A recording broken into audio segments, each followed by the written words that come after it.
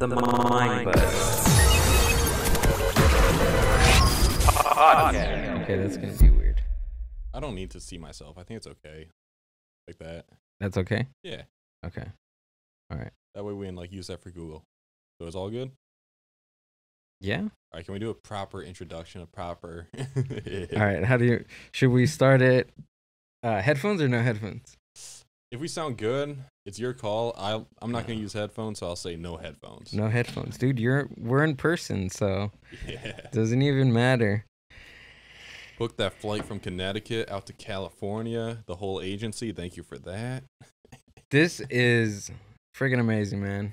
I can't describe how awesome it is at this point, this moment. So cheers to that, dude. Cheers to that.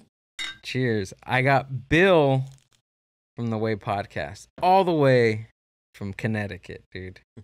How's it going? What's Thanks up? for having me on the show. Out from Connecticut. I'm in the middle of a road trip going across country, and I'm like, I'm in California. Let me see the best podcast on the West Coast, the Mindbuzz. Thanks, man. So how's the trip been going? It's been going good. And first things first, I just gotta say again, this Joe Rogan setup. We got the beers on the table. We did. Look. We got the Yes. the sponsorship. Do one more. We're gonna throw that 5K over. Even the background studio. 805. You can go ahead and email me at mindbuzzpodcast@gmail.com for all that sponsorship. Better give a stuff. good price point. No cheap, no broke, nothing. Better give that high class sponsorship. But the trip's been going good. I'm 2.5 weeks in. I left Connecticut, went to Washington, D.C. Clean, beautiful city. People say it has a rough area, and I went every direction. I didn't see it, but maybe it's somewhere. I don't know, but it's a super clean city. Atlanta, I knew somebody there, saved some money. That was Oh, okay, cool. Yeah, and then after that, Nashville, Memphis, New Orleans, Oklahoma, Austin, Big Bend National Park, White Sands National Park, and Joshua Trees. Oh, and Grand Canyon. What did you do in Joshua Tree? Honestly, it's a smaller national park. People hype it up, and it's cool because, I guess the trees are native to that one place in the entire world, and they look cool, but just drove through it, took some pictures, left. I'm still fucking tripping out that you're here. Oh, right. Yeah, literally. I'm serious, dude, because it's been okay. So we're really we're months in. Mindbuzz is about to have its birthday. One year. So I mean, this is a good. Coming back too. Because at the beginning, I had the original podcast was live. I had Andy in the studio, in the Mindbuzz Studio here. But this is. I'm go ahead with your story, but I'm still mind blown about this. It just feels so much more natural because while you're speaking now, if I want to, I could say something and cut you off, but online you gotta wait. You can't cut somebody off because then there's that lag interference, and there's just still that whole seeing the person but not seeing the person. In this sense, I feel like there's no microphones. I feel like these don't exist. Yeah, yeah, I know that is pretty strange. Yeah. And looking at your face, instead of looking at a little box inside the little thing right there, you know what I mean? It's definitely a difference. But after Joshua Tree, yeah, that was ended up in LA, and that's where I am now, staying in LA. Nice, dude. Halfway through, got another half to go. Another half? Yeah. After this, taking Route 1 North, San Francisco, Seattle, Oregon. They got every drug decriminalized. And fun fact, so in DC, they decriminalized mushrooms. And camera just made a weird clicking sound. Oh, it's fine. Okay. Yeah, it does that. But they decriminalized weed and mushrooms, and oddly enough, you can actually go and buy mushrooms. So you go to a store, and what they do, since it's not legal, it's decriminalized. You buy digital art, for like $45, and then you get an eighth of weed on the side. Oh, that's how they do it. Yep, and it's the same thing with shrooms. So you buy they got 3 different psychedelic mushrooms I saw. You buy your digital art, and then here's your matching mushrooms on the side. What? No way. And that's why my barber told me decriminalized is better than legalized. And now I understand why, because there's no tax. Like, there's your basic tax. It's not like Massachusetts where it's legalized and you buy $80 and you get $20 extra taxes. No, they do the extra like $4 in taxes or whatever the average selling tax is. Okay, that makes sense. Like, even, well, marijuana was decriminalized, I think, 6 years before it became legal. In Colorado? No, in California. Oh, okay. I think it took them like 6 years, something like 6 years to actually make it full recreational. See, but I don't see that with psychedelics. I really don't. Yeah, I don't even like that switch, because another thing, it gets a little political, but when it's decriminalized, it's like common people who like farm the land and then they sell it. But once it's legalized, the big corporation, like the big boss on the block, just puts their shop up everywhere and knocks out your local competition. Yeah. I mean, I wonder what if Monsanto would get into the weed making game. Who's Monsanto? It's this big corporation that buys up all these little big farms and stuff. They used to be like a huge like chemical warfare company, and then they started making food products. So that company makes all like the food products. Gotcha. Okay. All the GMOs and stuff. And once it became legalized in California, they came on the block. Is that what you're saying? No, I'm saying like if Monsanto would get into the cannabis game, how that would be, or like any large federal government agency. It's not federal, but it's kind of federal. You catch my drift? Like, a lot of corporations are actually got huge ties to government. Yeah, I was telling you, I listened to the Bob Lazar. I forget the last name, but he was on the Joe Rogan podcast, and he's this UFO guy who worked on the 9 spaceships in Area 51. And one of the things that came up was that he believed, I forget what the part, but part of the UFO organization was actually privately owned. Like, they were in ties with the government, so the government knew about UFOs, but a private industry owned a part of the UFOs and would like use it to benefit their company. Oh yeah. Wait, they would use UFOs to? Yeah, like, because the technology, you reverse engineer, and next thing you know, you're making Apple iPhones. What, do you know what they made? Oh no, like, so the idea is he was given his information, work on this machine, work on this UFO part, and that's all he was given. But he like learned little pieces here and there, and one of the pieces he learned was that private industry like owned a UFO or like owned a part of it or something like that. That's freaking wicked, dude. Yeah. It's like the movies where like the private company like actually owns, or what's that? It's like an action zombie movie.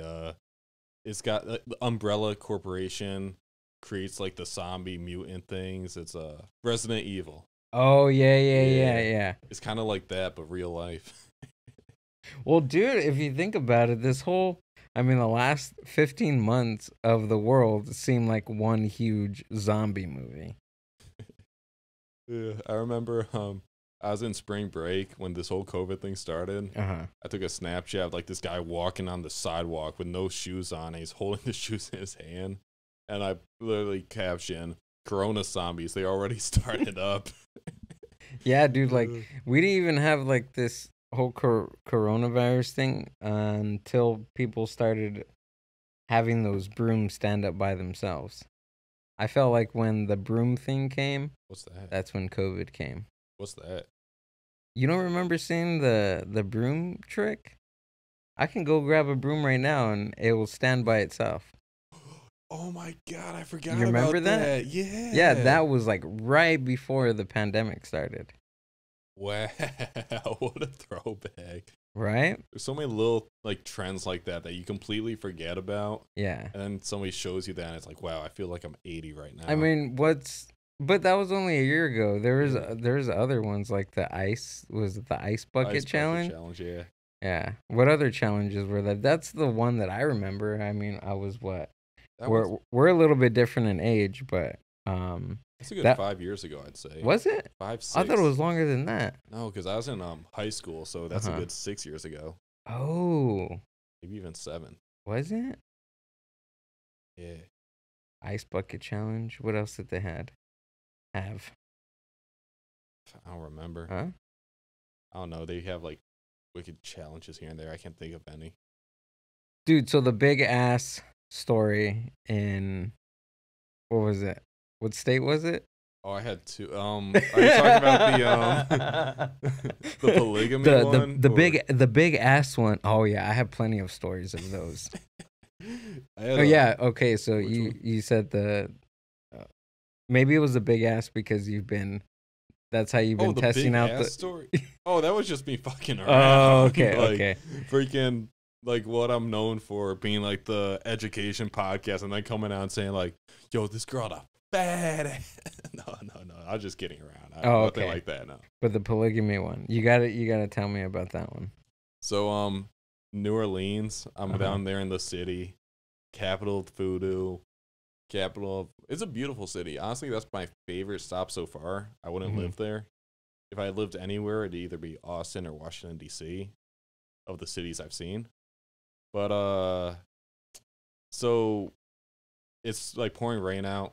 We're on the Bourbon Street, like the famous street of New Orleans. Yeah. And we go into the shop to like cover up, and we meet this guy.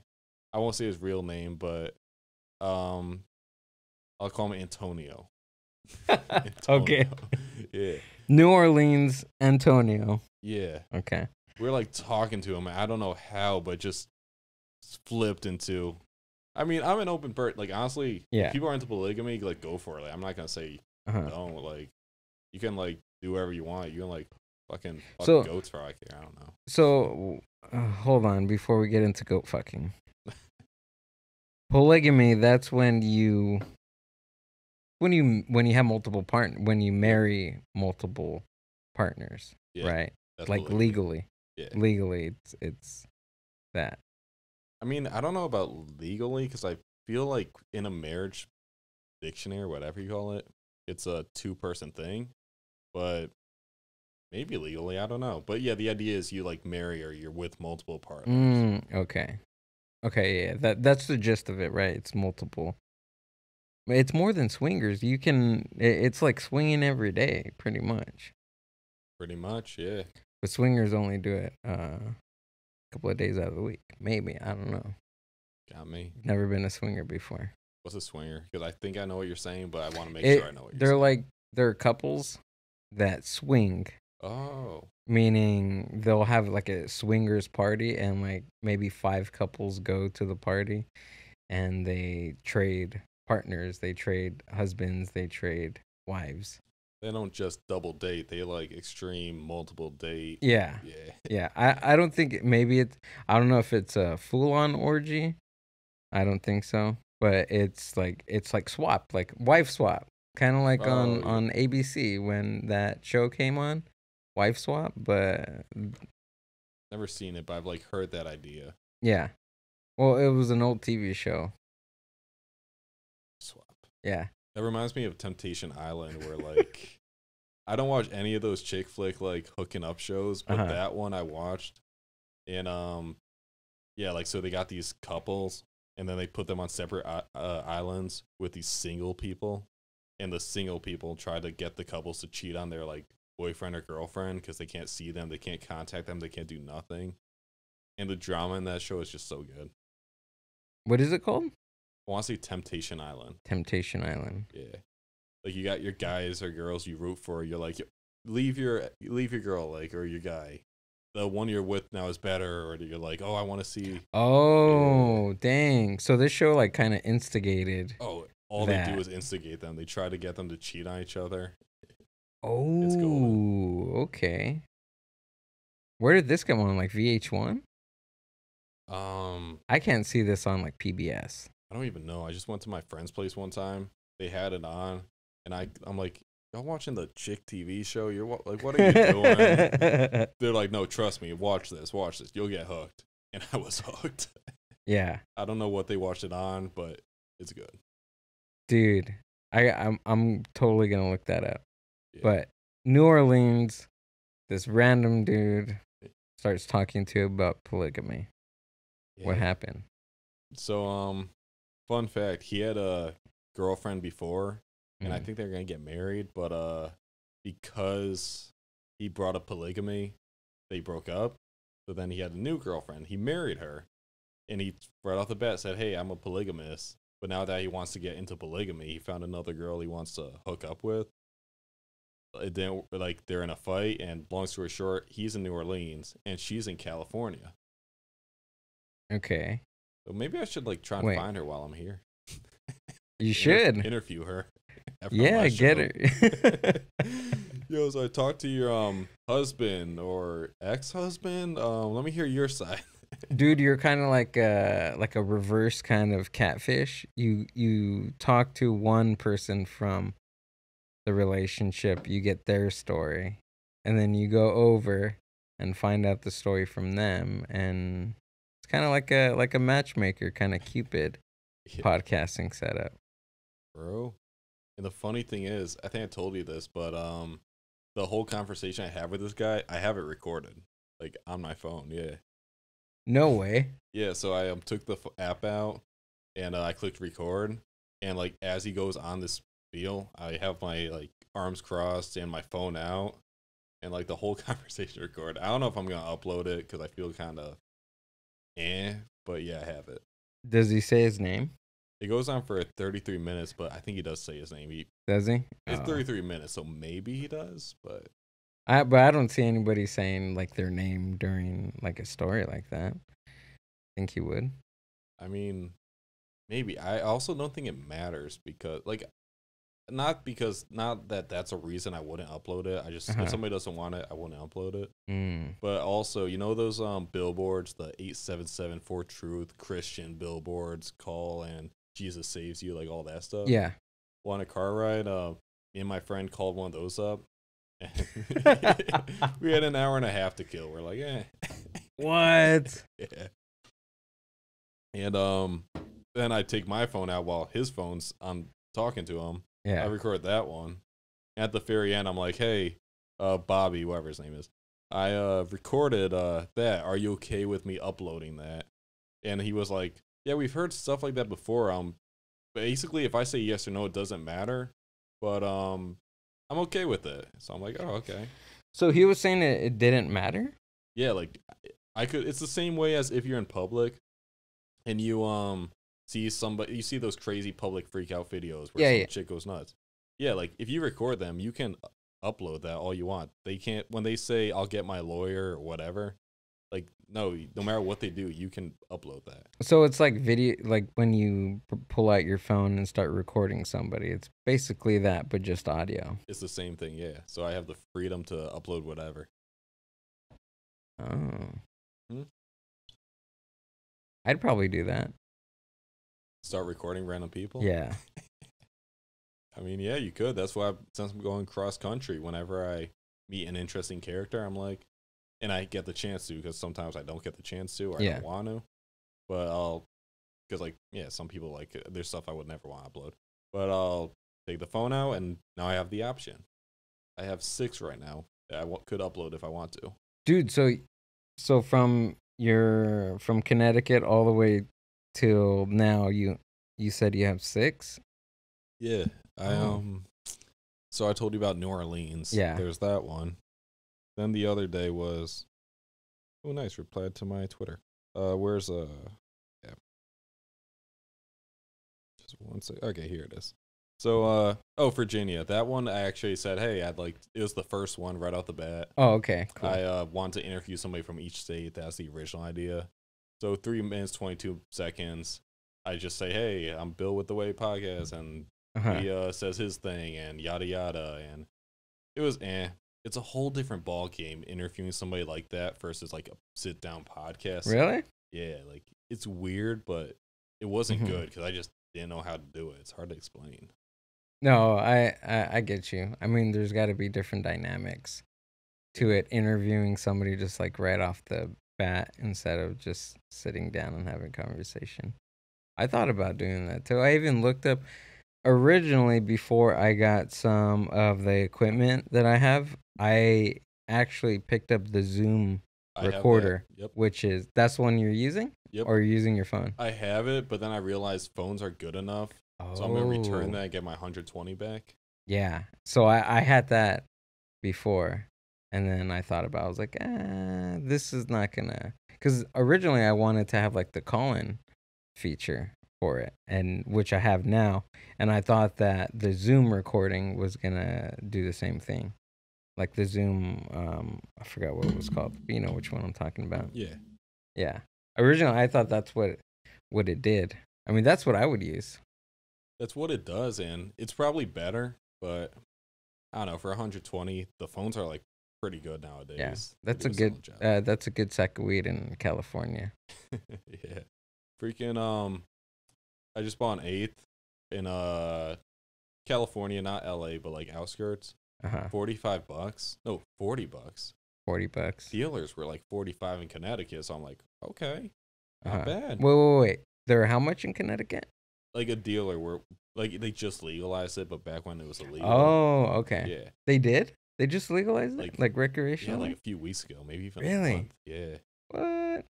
The governor's been saying he'd legalize it for like a good 3 years, so now that he finally did it, it's like, okay, maybe all right, we might reelect you now. Might get our votes now. He probably did that as like a political ploy to get more people to vote for him. Honestly, I don't know nothing about the guy. He could be good. He could be bad.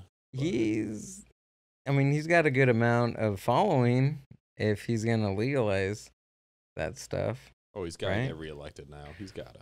But here's the thing. Like, sometimes when I'm on a lot of cannabis, I usually tend to forget when voting days are. So he could probably, shoot himself in the foot because of it. He's going to have all this following of all these potheads, but then they're going to get so high because he legalized the stuff, and now he doesn't have any of his following because they're all asleep. Could be. That's what they said about Trump when he was like denying COVID and stuff. Like, well, if all his voters die, they can't vote for him. Dude, so now that LA is kind of being weird with the mask mandate, and I think it's pretty crazy that you are here for that, considering you're on the other side of the country. Now you're on the West Coast, and now that happens. Now you can finally go over there and be like, you know what, it's really not that bad. Because I talked to some people in like West Virginia, Illinois, all parts of the country, and their perception and what the news, how the news covers like California and Los Angeles, they make it seem like a Californian does not want to leave the house and wears their mask 24/7. Yeah. You know what I mean? I don't know. My idea when the peak was going on like a year ago was I heard California, like I'm from Connecticut, so correct me when I'm wrong. Yeah. But the idea was that California was way too strict, and for that reason, people would go out and they got COVID bad because they were like being so forced to lock down and stuff that they said, you know what, screw it, let me go out and about. Yeah. And that ended up like shooting themselves in the foot. Well, I think that yes. And there's different parts of Southern California that, like, okay, take for instance, like LA County. LA County is the first out of all the surrounding counties to do the mandatory mask mandate indoors now, right? We should have did this podcast with masks on. That would have been funny. That's what I was thinking about. Do we need a mask? I interviewed this one woman who was in a radio station, and she had a mask on speaking to the mic. I was like, you're by yourself in the studio, but... Like, yeah, when people drive their cars and they have it. Like, sometimes, don't get me wrong, like, when I'm driving and I have it because I go through, like, a drive-through or I sit in the car really fast. Like, sometimes I forget to take it off. And I felt stupid, like, when I'm at a red light and I'm just like, oh, I have this thing on. Yeah, my friends would bash those, like, you see somebody in a car and they'd point out, like, what the fuck are you doing? You're in a car. Why are you wearing a mask? But I could see that. I think I made that mistake before too. Yeah, like no, it happens. But I mean, the masks came in clutch during the winter time. I'm just saying. They did. I'm just saying, man.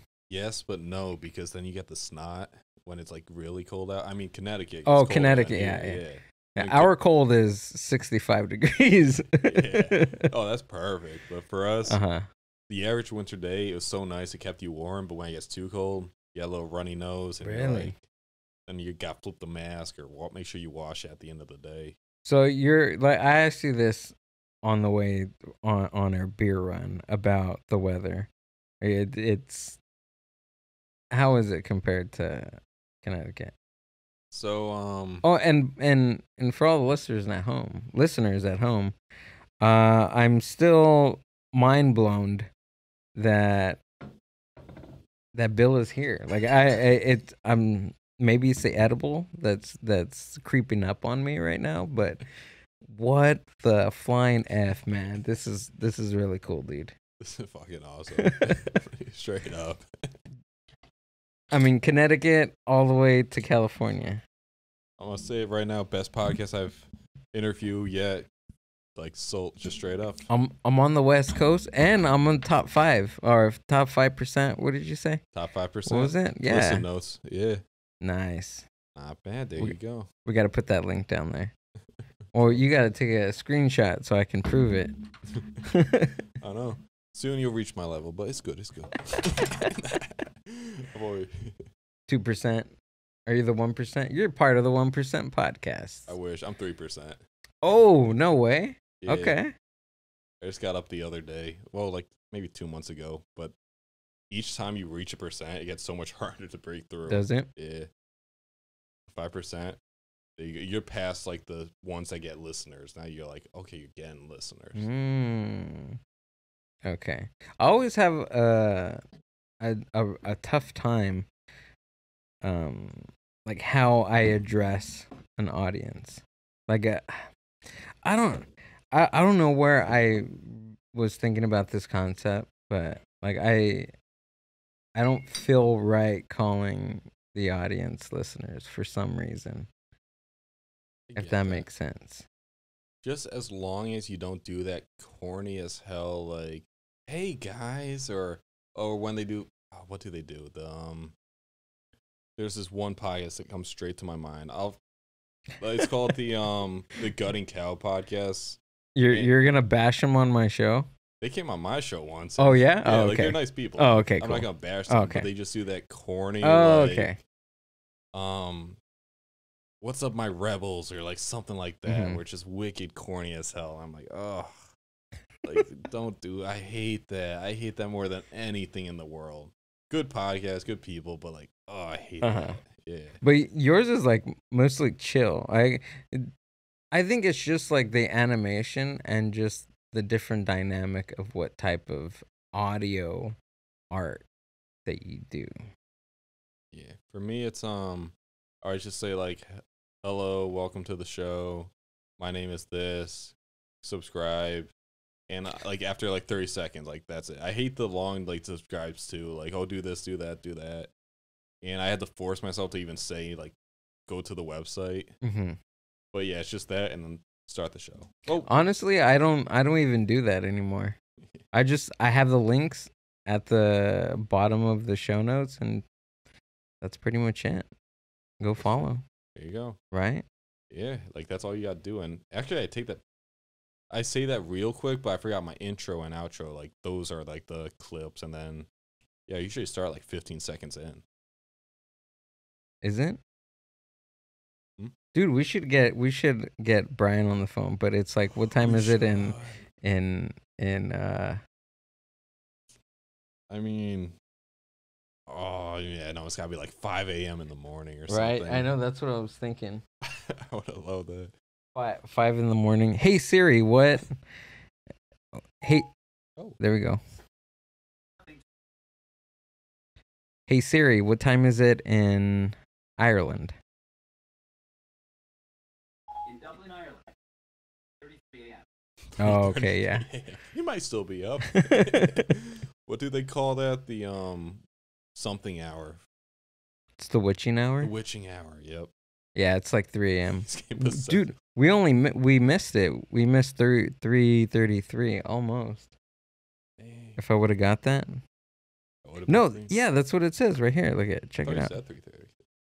Did he? He did, huh? Yeah. It's showing 3:34, but when I asked him, it was 3:33 Yeah, a.m. slide on the TV because I don't see anything. Jamie, pull up. Oh, I thought you were Googling something. Never mind then. Take that off. I want to see myself. Get that shit out of here. Ugh. But yeah, witching hour. He's getting possessed by a witch or something. Yeah. Call him up. Yo, you. I'm good to come on the show. Now's not the best time, man. He's got a pentagram around him. The succubus. Dude, you know what I heard today? I heard that Bill Murray got a blowjob from a ghost in the Ghostbusters. And like, it was cut out from the movie. No, it's actually in the movie. What? Yeah. I mean, I saw it when I was a kid, so maybe I was too innocent for it. Oh, yeah, that's another thing. I didn't even consider that. Yeah, maybe I just thought, like, the ghost was giving him a back rub or something. Right? We should. Jamie, pull that up. Right? What is it? Ghostbusters. What's his name? Bill Murray? Bill Murray, yep.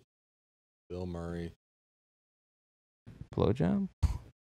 Fun fact, there's a website called Bill Murray Did This, I think it's called. But people will post random links or stories because apparently he just like messes with people in like a good way. So people have like some wicked funny stories with him. But let's see this. Oh no, it was Dan Aykroyd. Oh, okay. I see the image. Okay, his face looks. Oh shoot! What? Oh, I do remember that. Yep, I was a kid. I didn't know what was happening. What? Also, I take a video of like this Jamie pulling up stuff. It is, dude.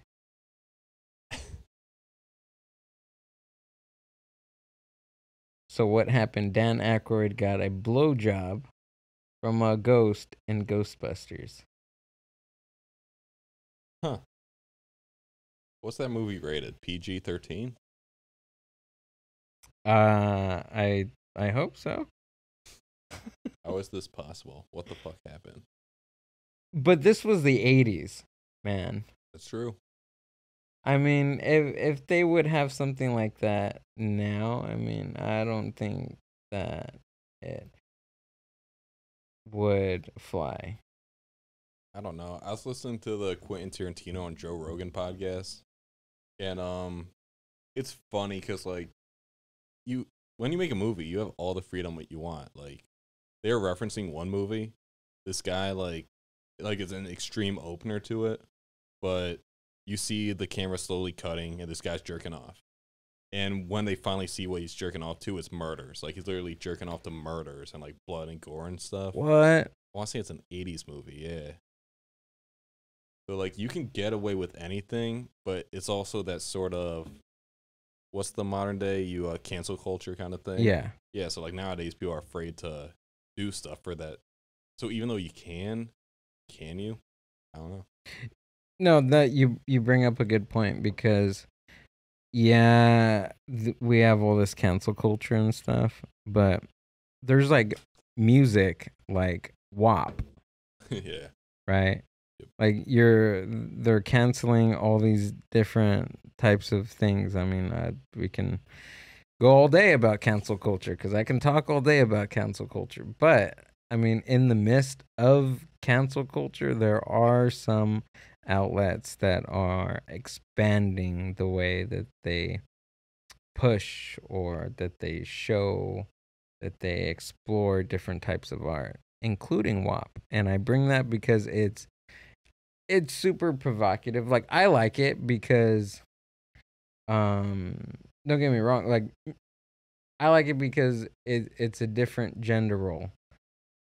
Meaning there's tons of hip hop and rap. Like you listen to hip hop and Yeah. and all those types of different genres than I do. But I think that's like coming out of the early 2000s, when the bling culture, the African American culture was at its height with hip hop and different pop artists. It it was sex. It was all about sex, you know what I mean? And now, at least with Nicki Minaj's song, when she's talking about WAP, she's talking about her genitals, like her female genitals, but also talking about male genitals, kind of how hip hop artists talk about females. It's like a gender role kind of. Kinda, yeah. And that's a big theme. Like while in this car trip, or the either somebody we met or the friend I was with was saying like a lot of female rappers nowadays, they go towards the sex or they go towards the genital area as like a thing for the song. But then I also think like, well, no, a bunch of male rappers talk about like fucking girls and like doing this or that. Yeah. And sort of like the theme about it. Like one thing about like older music, I guess like maybe like 90s or whatever, they'll like, I will say they're more like creative with their language. It's more like they use metaphors for having sex and stuff like that. But today it's like you said, it's just like wet ass pussy. Let me stick my dick in a hoe, like, shit, like just shit like that, like just straight to the like. I wonder what imagery he's talking about when he's literally saying, "I stuck my dick in it." Like, yeah, like I see. What song comes to mind that was written fairly, a long time ago? Afternoon Delight.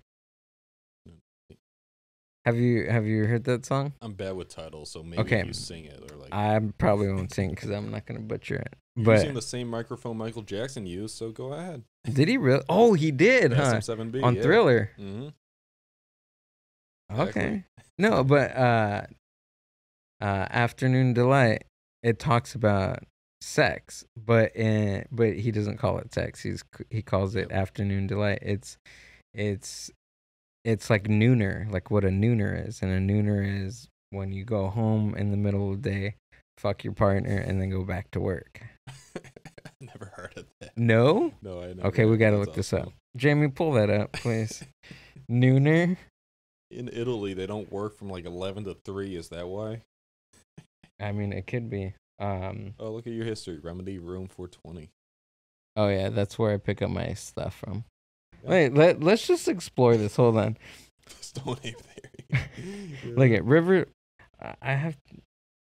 This is not even up on the thing. Hold on. Where am I? Okay, so Riverside FM, Aussie Rules Football. Oh, shout out to Maddie C from the Astro League podcast. I think I pulled that up when you and I were talking. I've seen you post something like that with them on Instagram. Remedy Room 420, that's where I get my stuff. Civil Evacuation Band. StreamYard videos. Ninth Gate movie. I don't remember watching that. Bill Hicks, of course. Aliens, Alex Jones, and what is this tape? Those last 3 are definitely in a category. Yeah. Yeah, well, it's the Mindbuzz category. So what were we looking up? Nooner? Nooner, or Afternoon Delight. I feel like I know that song. Hold on. Oh, nice advertisement. Right? Honestly, Peacock does give you free movies, so I can't fault them on that, but I'm not getting paid to say that, so I'm a little pissed off.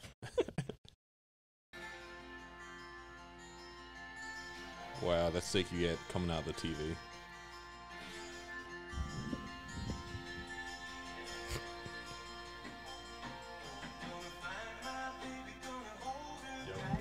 Yeah, I know this song. Yeah? Yeah, of course I do. Yeah.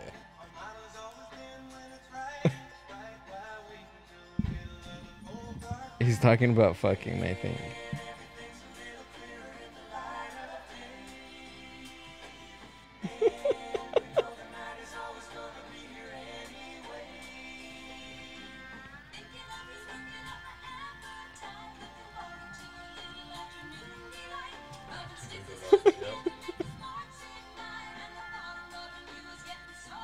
Okay, before I get sued, I gotta take that off. Oh, yeah, you can't play too much.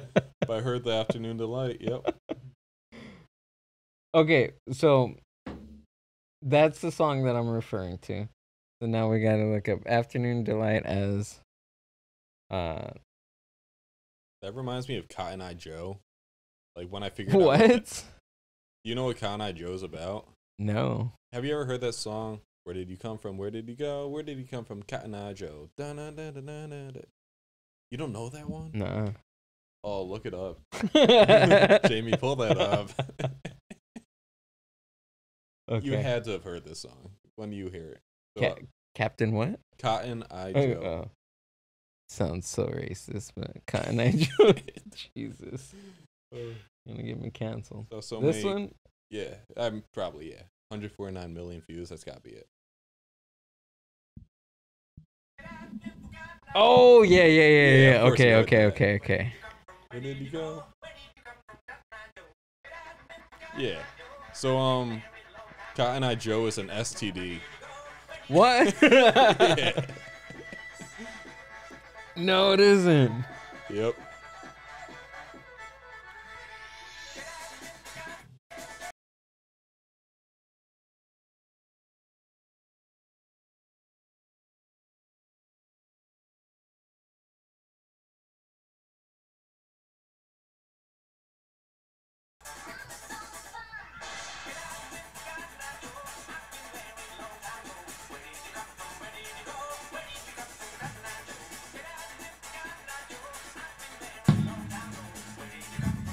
Oh.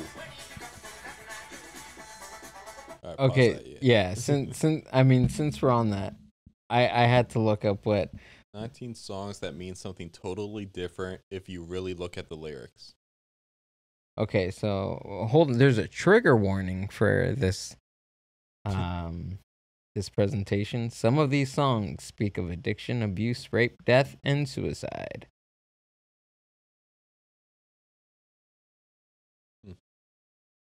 Okay, so the first one, which is Hey Ya. I mean, what would so the real story is hidden behind the catchy beat. The entire song is actually about complicated relationships. Come on. Okay, Waterfalls, TLC. I don't know that one. Don't go chasing waterfalls. No? No, I don't think I do. Maybe it was just the way I sang it. Yeah, maybe if I heard it. But The song speaks. Okay, look it. There we go. This is what I'm talking about. This is what I want to hear. This is what I want to know. So, Waterfalls by TLC. The song speaks of the deathly consequences of illegal drug dealing and contracting AIDS from unprotected sex. gotcha. All right. Passion Pit, I have no clue. Rihanna, Love on the Brain. I want to see a famous one. Okay. And this one? Is this famous? Honestly, BuzzFeed I belong to you. No. BuzzFeed is. Okay, what about Brown Sugar? Ooh, The Rolling I've heard that Stones. one. Of a white guy enjoying sex with a black woman. Oh. Makes sense. Okay. Oh, yeah, Brown Sugar. Ooh. Come on. What's it actually about? Oh, that's what it sounds like. It's actually about a young female African slave being raped by their white owner down in New Orleans. That's a little bit different. Yeah. Okay. Wow. Sold in the market down in New Orleans. Wow. Oh, I think I know this one, but What is it? I don't speak hip hop. yeah, I don't read hip hop. that was a big song for a year. EXO Tour Life by Lil Uzi Vert. Uh-huh. I heard that this chorus is "All My Friends Are Dead, Push Me to the Edge," Mm-hmm. and I heard a lot of people think it's about a girl who's like all her friends are dead, push her to the edge. But I heard he meant to say "all my friends are dead" as in money, like all the friends are money. So it's like it's not supposed to be as dark as people think it is. So that one's a little backwards, I think. Which one? Like what's actually about. Like the chorus, like I said, all my friends are dead, push me to the edge. Oh, okay. He's talking about money instead of what people think, which is the girl thinking her friends are dead, so she's on the verge of suicide. But it's really the opposite, where it's more lighthearted than that. Okay, what about Smashing Pumpkins? I don't know. Today is the greatest day I've ever known. No? 2 days the greatest day ever. I don't think so. What? Really? Yeah, maybe if I heard it again, like I don't know, but, like, Dude, Bill, it's the greatest day ever. what are you doing? Really? I don't know. Where you been? You've been in Connecticut. Now you're in SoCal. It's Grand 2-day. Canyon. I just went under a rock and I stayed there. Wow. Oh, there we go.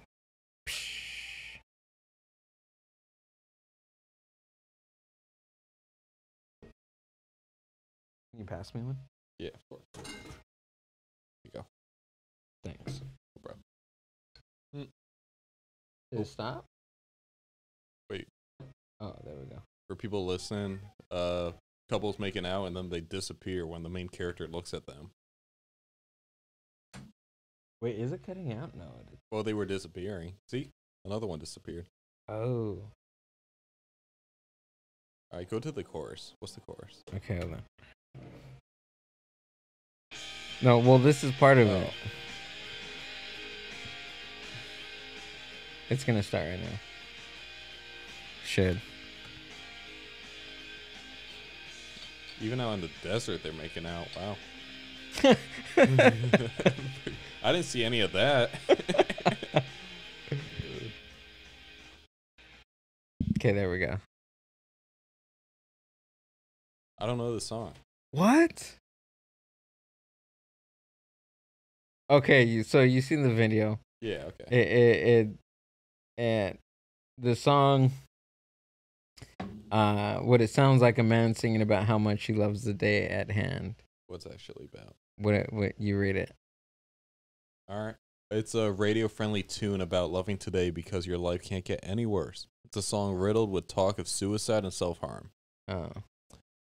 I feel like this website's whack after that last one. I feel like After what? It's BuzzFeed plus okay. EXO Tour Life one. Yeah. Honestly, I think it's just BuzzFeed being BuzzFeed. Meaning what?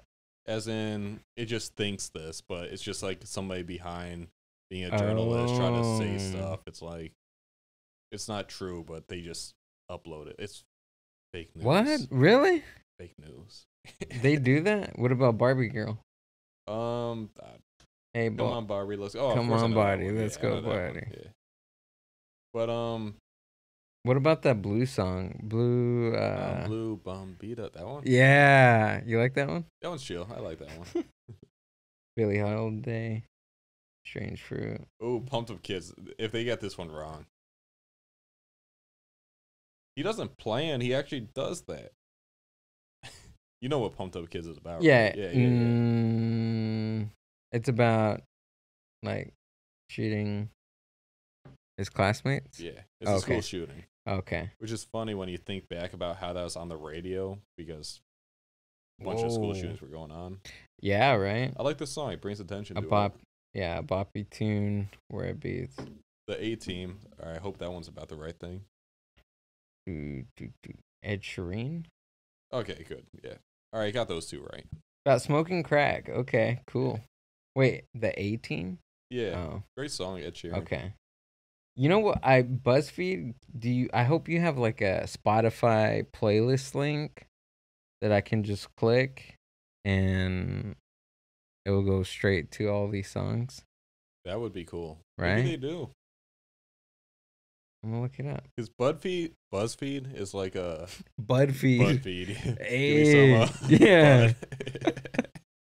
That's a good business name. BuzzFeed, yeah. But BuzzFeed is just kind of But I have heard they're actually trying to get serious with their news, and they're actually like supposed to be really good news. But because of the BuzzFeed name, they're like not getting a good association. So I'm rooting for them to get good in that dynamic, but stuff like this, I don't know. Yeah. Probably want a cracker. I think I should get it. Oh. Saya. Or is it Saya? Saya? What is it? I don't know. She was on a song with Eminem. That's all I know. Macarena. Ooh, Macarena? What? Yeah. That's okay. what that one is. What's that? Yeah. Out of all of them, the Macarena, really? That's not that bad. A girl named Macarena's boyfriend goes out of town, and her cheating on him with his two cute friends. What? So all right, it's about cheating. I mean, what it sounds like, it was the biggest dance hit at all your. What the? Hey, Macarena. Oh, okay. Yeah. Macarena. That song, yeah. Is it in English or is it in a different language? I want to say Spanish. Is it? Yeah. Maybe that's why nobody knows what it's about. Right. We all just vibe to it. Well, that's me with most Mexican music, or with like Ramon Ayala or something.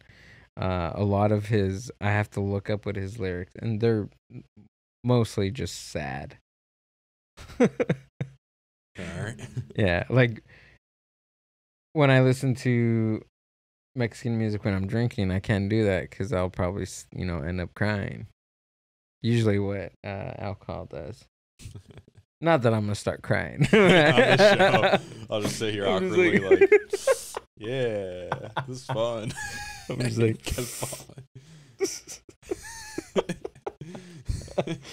we're on the Mindbuzz, everybody. I'm done Mindbuzz. 30 minutes of talking and then 30 minutes of crying. Well, I was playing. Well, Today is that song now is. I didn't know that about that song. I didn't know it was about suicide. That's kind of messed up. Now you know. It's like the opposite of what we think the song is. Because what I thought it was about a guy having the best day of his life. I mean, just the opening lyric. Today is the greatest day that I've ever known. Maybe today's the greatest day because he's gonna off himself. Oh, that's eerie. Yeah. It's just like how you listen to the lyrics. Like Mac Miller has a line. He's he's underwater, but he ain't in the shower and he ain't getting baptized. So he's underwater. He's not in the shower. He's not getting baptized. Now I took that to mean like he's drowning, like he's underwater drowning. Okay. But my friend listened to it, and explicit warning, he saw it as like him eating pussy. Oh. Yeah. Okay. Completely different interpretations. Whoa. Yeah. That was yeah, you went dark and he went straight to eating. Yeah. Eating some pee. No, but I think that's the best. I think that's one of the coolest things about just music in general. It's up into interpretation. It's so subjective. Especially like the different tones and not just the lyrics, but just the way things sound. I might listen to something that sounds totally different than what you listen to. That's facts. That song, you know the one, I forget what it's called, but every step you take, every move you make, I'll be watching you. Yeah. That Sting. one. Yeah. That like, I just thought it was like a interesting song. But apparently, he was like an actual like he'd actually follow this woman and like I forget what you call him, but like Stalker. Stalker. He was like a legit stalker, and that's what the song was about. And like, I don't know, like you never dive deep into it when you're listening to it, but then when you realize, like, wow. If you really think about it, people that are really infatuated with another person, that's pretty trippy. It's kind of like if you're like so into your partner, you're like mildly stalking them, but you just mask it and say, "Oh no, I just really love you. I just really love you that I'm always wanna, stalk you and watch you every breath you take, Every move you make. I'll be watching you." How romantic. That's what I'm hoping with this trip. I'm waiting for somebody to be like, "Oh, I know you. You're the host of that show." And then like follow me, and that's like, yay, I appreciate it, even though I'm tied up in a basement upside down. Well, dude, later it's gonna be Mindbuzz and Way podcast out to dinner, dude. I know. And DTLA, dude. I'm super stoked for that. All you can eat Korean barbecue. But I mean, how's the trip has been dope, and when you told me about the trip, I was like, hell yeah, man. You have to come out this way. We gotta do something. We gotta hop on the pod, dude. And that's what we did. This is fucking cool. Like honestly, like I'm still tripping out. I think I have like a timer in my brain that says, let's remind everybody how fucking mind blowing this is, because we did what? Two shows that are were remote. Oh yeah, I wonder if like any listeners recognize me from the two. Like, oh, yeah, I completely forgot. Yeah, I've been on this show before 2 times. Freaking, but it's just so different in person. I wish there's a teleportation so we could actually do this every interview. Yeah, I know that. I mean, good thing that Mindbuzz Media got you out here on. Yeah, they paid for my ticket. I wonder if does JRE does he do that? Oh yeah, he does. Yeah, because that one podcast with the alien guy I was telling you about. Yeah. At the end he goes, even though you guys wanted to pay for it, I paid for my own, so I'm not in it for the money. So like he pays for people to fly out. Oh, okay. Yeah. Honestly, now that I'm in person, I'm like, Joe Rogan, he ain't that talented. This is easy. He ain't got nothing. Well, yeah. I mean, I would do that if I got 100 million from my, my new hosting platform. Hell yeah, why not? I mean, what's his name? Degrassi, the scientist, Adam Curry. Well, Adam's from Texas, so he doesn't really count. But he's had like Quentin Tarantino, Post Malone, Robert Downey Jr. Like that Bob guy, the UFO guy is nuts. Like Dave Chappelle. I just listened to that one. Yeah. And hell, we don't even know if he's paying. That could just be like the Spotify deal, like paying for it. Where exactly. He keeps his $100 million. True. No. Yeah. I would. I mean, if I was him, I'd probably build that some way in the contract. Yeah. That you have to accommodate like guests coming out and stuff. Because that piles up, Yeah. It does. I mean, to and from. Heck yeah. Yeah. When I was in Austin, I really wanted to see him. Really? I really want to. Yeah, why wouldn't you want Oh, yeah. I didn't like go on my way, but like just to walk in the street and be like, yo, you're Joe Rogan. I want to like be at your level. Or I'll be like that kid who says like, I'll be at your spot one day. And he's like, okay. And then 6 years later, you see a tweet about me. And it's like, oh, he said that 6 years ago. Like... He said that on the podcast. Yeah, like, oh my God. Yeah, we gotta definitely that's gonna be a clip for the next, 5 years. But even like I don't. Have you seen like an evolution with what will you do on your platform? Like in how I do it or the show itself? Both. Absolutely, because like the show itself, I remember I just started like, hi, this is Bill, this is the Way podcast, blah blah blah blah. Then I like one day got in. My friend did he's got a guitar, he makes an outro, so then I have that. Then I have a professional voice actor come on the show, and he gives me a thing at the end, so I use that as the intro outro. Then I add more, and recently what I started doing is taking the trailers I use and actually putting in the episode. So now when the episode starts, you're already hooked with the trailer. Oh, okay. So like you got like this cool like rewind sound for a second, the trailer, the music, like in that regard, absolutely takes more time, which kind of stinks, but and in the interviewing regard, it just feels so much easier. Like I told you, by episode 27, it's just like I don't even feel like it's, oh, what do I ask now? How do I word this? Is she the person look to the left? Does that mean they're bored with the show? Like, oh, like now it's just like, oh, what do you think about this? And like having a casual conversation with it. Yeah. So absolutely. Yeah.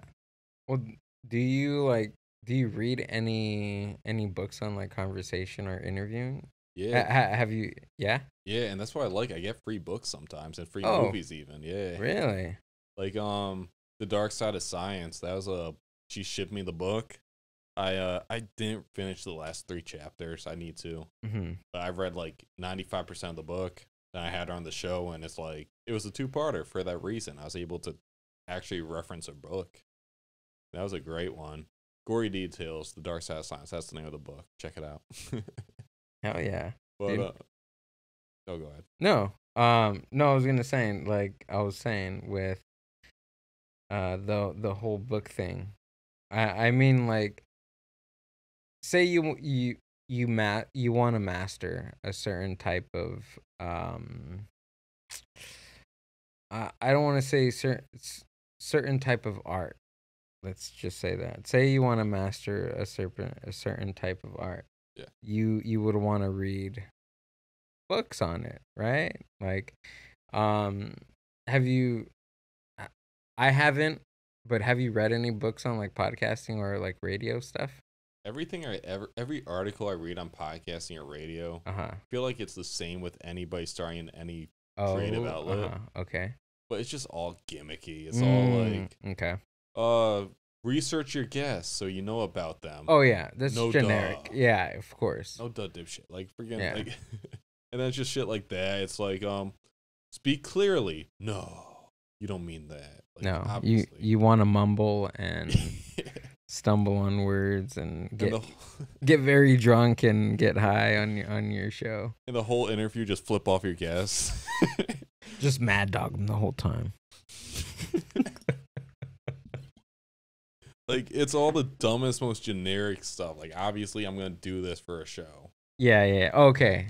I get where you're going at. Okay. Now, what has been helpful is I watch YouTube videos about like how Joe Rogan or other people do their show, and I forget like what is helpful is I learned to slow down. Like when I guest appear, I don't do it as much. So like right now, I speak quick because like I'm guest appearing. I don't gotta be as careful on my end.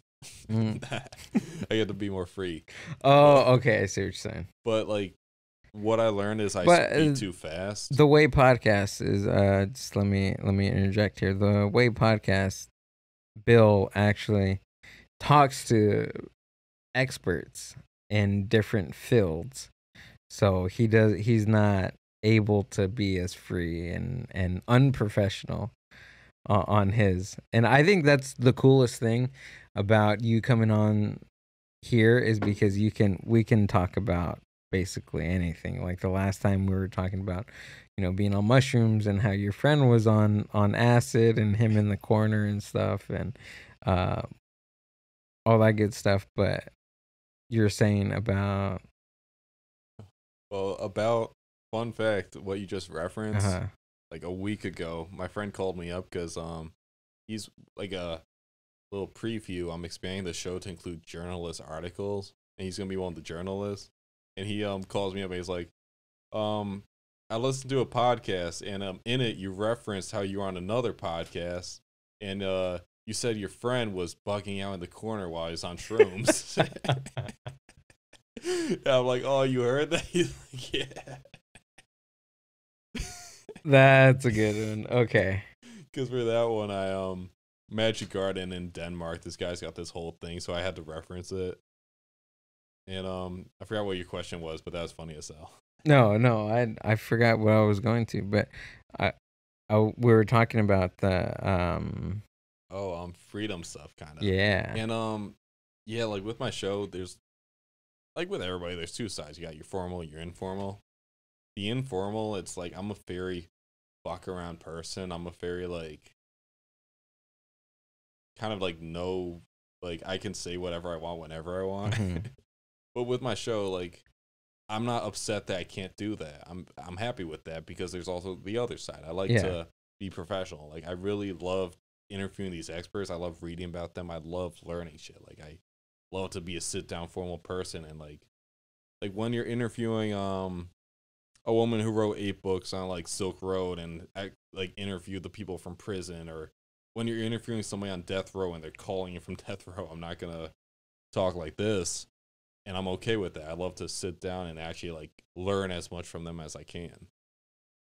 Okay. Yeah, well then in that regard, then hell yeah, you're doing what you want to do. Yeah, I love it. But Yeah. then it's also fun to be able to like fuck around. Yeah. Instead I of think that. the thing with me is that I'm like I have to be professional in like my work week, and I don't have the freedom to mess around. I mean I do like on the side like with my coworkers, but as far as like other things in professional life, I guess you can say.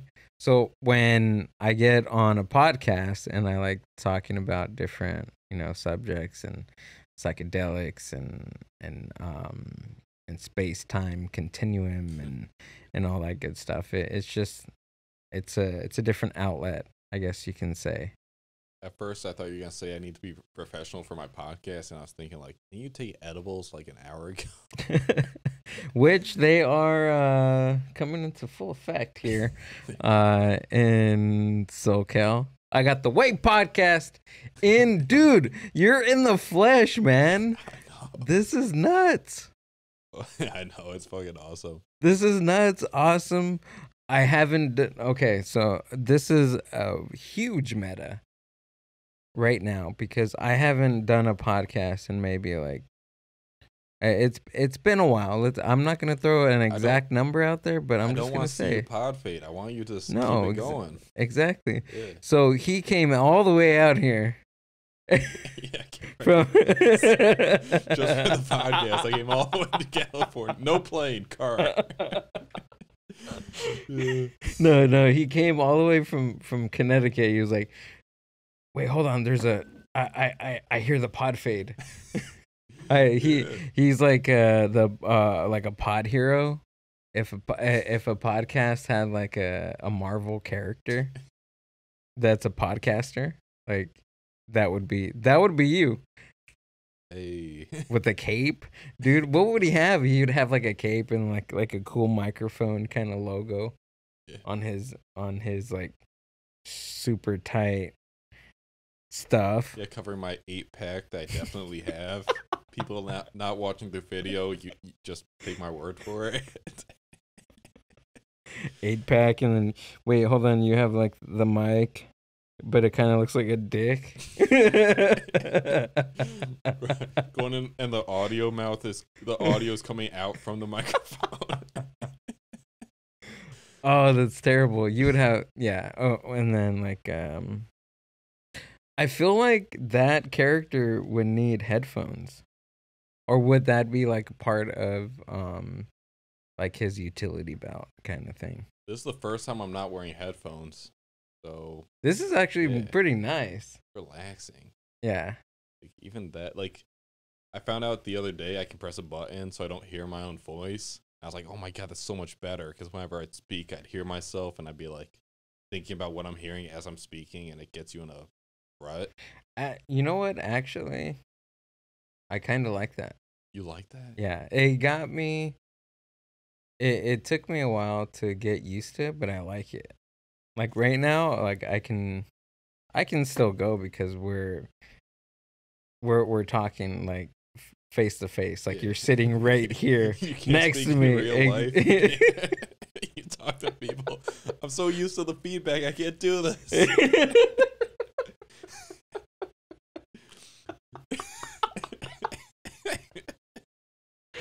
Do you ever catch yourself speaking to like a friend in real life and you're so used to podcasting, you're like, wait, I don't have to analyze anything. Actually, I still do. Like when I don't know, I use that and to be a little bit animated and like when I speak. Like I will put certain emphasis like I did right now Emphasis. on certain words to make a point. Like I just did right now, like changing the pitch. And I feel like, okay, some people are gonna think that I'm a fucking weirdo for doing that. But I just gotten so used to it. Like over the pandemic, I wasn't working. So I was podcasting like every other day, you know, or listening to podcasts every day. Yeah. Mentally, podcast freaking saved me from going crazy from listening to Today by Smashing Pumpkins and fucking blowing my brains out. No, I'm just kidding. I mean, honestly, it's like the perfect timing. Well, it isn't because I picked it up, then COVID started, and then everybody picks it up. And I'm like, God damn it, like what the fuck? But like, it made it so much easier because everybody's cooped up, so now I can interview people like wherever because they're cooped up. Yeah. Oh, so you started yours when? A year and a half ago. Oh, okay. So we're in July now. Maybe almost February? August. Last February? Like February 2020? Okay, so wait, I remember what happened. So February, I like went through the training because I'm also on the radio. Right. So side note, when we talk about those freedom things, I can't swear on my show because I can't swear on the radio. So now I can say the word fuck, or I can say like whatever I want. So much freeing because I swear a lot in real life. Yeah, and when you listen to different podcasts that Bill is on, he makes that point because you always ask, dude. I feel like it's like a tisk. You're like tisk. I feel like it's a tick of yours when you get on the show and you're just like that's the first thing. You don't even say hello. You don't say thanks for letting me on the show. It's like, hey, we're on the Mindbuzz with Bill. Hey, Bill, how you doing? Can I swear on this podcast? Literally. Sure, you can. Is that how I open like the first or second I one? feel like it's that's how you open. I think you're right because also I remember like when I come on your show, you start recording. And I was like, wait, we're recording? Like the last one? Freaking going on for a minute with the concerts that made us podcast about. Shout out to you, Brian, again, because we try to call you, but we understand that it's 3:30 now, 4 o'clock, 4:30 in Ireland the next day because you're in the future. And we're still in the past. We're a little laggy here. A little bit. Tell us if a bomb goes off or anything so we know. Like what? Because they're ahead of us. They're in the future. So dude, so I never understand that. How that would never happen. Why wouldn't that happen? If a bomb go off, why wouldn't another person hear that? Why wouldn't another person on the other side of the world know that bomb went off? Like 9/11. Couldn't that have been saved? If somebody in Ireland, because they're in a new time zone ahead, they're like, yo, America, planes are about to go into buildings. Yes. I don't know, yo. I don't know. Do you ever think about that, dude? Till now? Part of me thinks you're too like serious. I'm like, because it's the time zone. We're all still in the present moment. They're not in the future. Wait. We don't. But you just said that they're in the future. Wait. It was a joke. Oh. It was a joke about them in a future time zone, so they know the future. No, I know that. How but- strong were those edibles? Damn. Bruh. I'm on the Mindbuzz podcast with Bill from The Way podcast. This is awesome, dude. You're here. You're here. It's like you walked out of my computer, man. Imagine. For this reason and the 4 beers, this is either the best episode or the worst episode for a listener. We're having a blast and they tuned out 2 hours ago. Like, fuck this shit. I'm out. Well, this is like I'm not gonna compare it, but no, this is awesome. Yeah, it is. Yeah. No, I can't believe you're out there. You're out here. Have you guys been sharing, like, driving? In the beginning, then I got Yeah. pulled over in Mississippi. So What? Yeah, right. How do you get pulled over in Mississippi? I would understand that your friend would get pulled over in Mississippi, but not you.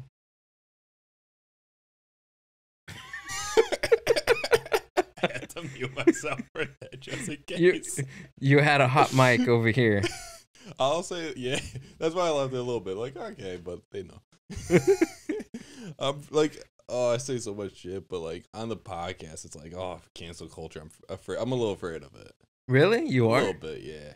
I'm not. Wow. I'm not. You listen to anybody that, for the listeners at home, no.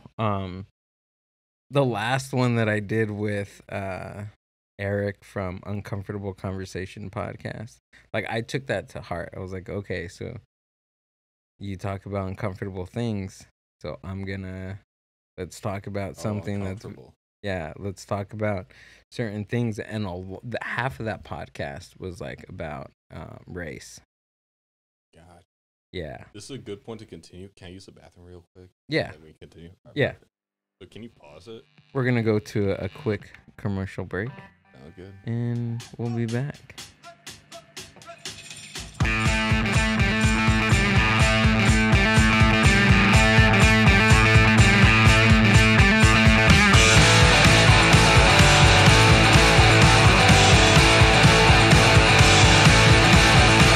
All my bones are dislocated, I just keep on wandering along. Got this falling over, and since then I have been everything you want. Everything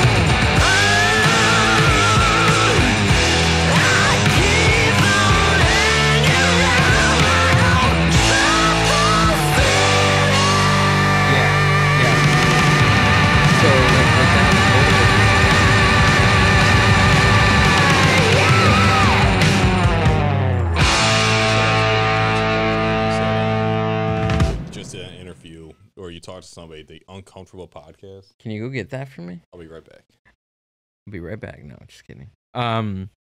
Stay tuned. Thanks, man. So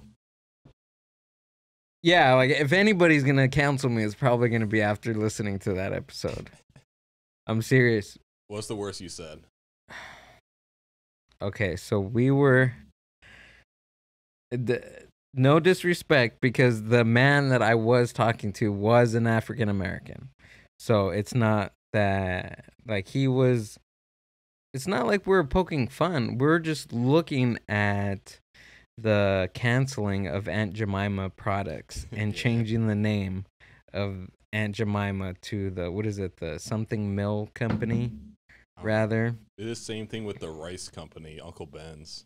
Did they? Okay, so we talked about different characters that came out of that era, which okay, we talked about on the podcast. We totally understand why this stuff is happening, but we wanted to. We weren't even making fun of it. We're making actual, not even theories, but like actual concerns that we had, because our position on that whole thing was that maybe Aunt Jemima worked her whole life. She became a she was a slave. She was in the whole slave trade and all that stuff for years, and she finally makes syrup. And she makes pancakes a household name, and 200 years later they take her off the packaging. So our position was, what if Aunt Jemima worked so hard to become that household figure, so to speak, in, you know, in breakfast? When I think of breakfast, I think of Aunt Jemima. Maybe not Uncle Ben, but what did Uncle Ben do? That's what that was so funny what Eric said. He was like, man, why would they do that to Uncle Ben? Because what did Uncle Ben do? We were thinking about that. You look at Uncle Ben, he is just the cutest old man that you can have on a rice packet. But after that, I was listening to it, I was like, whoa, okay. But we're really talking about how some people don't want to make those kinds of connections, or we're not even poking fun, because there was nothing that we're putting down. We're just making we're questioning the logic of some cancel culture in an imaginative way. First off, that's not bad. Mm-hmm. Like you made it sound like you said something real bad. Like, oh no, like, wow, that's easy as hell. Like, no, them canceling Aunt Jemima and Uncle Ben, I think is stupid as hell. Like, yeah, I'll say that. Yeah, I understand the idea is that like Uncle Ben is sort of like a Uncle Tom scenario. Okay, that's why they canceled that one.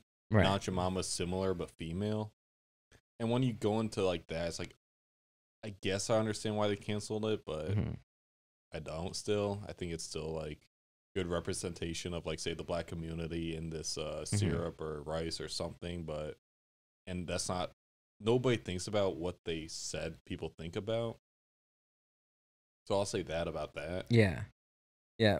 With that, we also brought up that you're taking all these different characters or logos of people that of color out of the shopping markets and logos and different types of marketing strategies, and you're leaving, excuse me, Bill, but you're leaving all the white people on all the packaging. So when somebody goes to the store, it's all going to be white people on all your packaging. Yeah, see? Even you're going to imagine a white person on rice. Well, it better be white rice. Right? The white rice, yeah, I get it, but then I want to see a white person on brown rice. That's what I want to see. It backfires then. Right? That's a backfire if I heard one. Yeah, I mean, I would think that, but those are the types of connections that we brought up. Oh, and then also the connections between Jesus and I. Those are my two things that I might get canceled for. All right, Are race, because I talk about race, and then because I talk about God. No, but in a constructive way. yeah. I don't just I mean, say that race one didn't sound that bad. So Yeah, will exactly. you even get? I don't know if you'll even get canceled Yeah, or hinted at. like I was on another podcast and I was talking about how imagine Jesus driving, and one of the anchors on there, well, we made up a character called Crackhead Jesus. Yeah.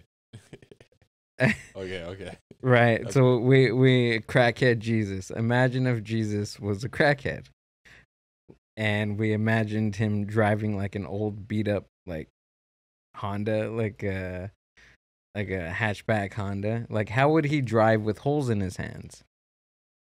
I was thinking that, and I was gonna say that because whatever you said, I was like, I'm gonna one up him. Watch this.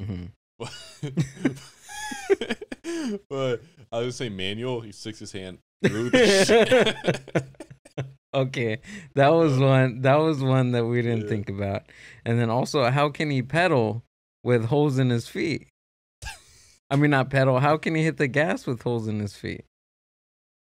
Well, I don't know. You still kind of you got holes in your feet now. See, so those are the things that we're talking about Jesus and him being a crackhead. Gosh, yeah, But- that's worse. That's worse than the other thing. Him having like a weird job that a crackhead would have.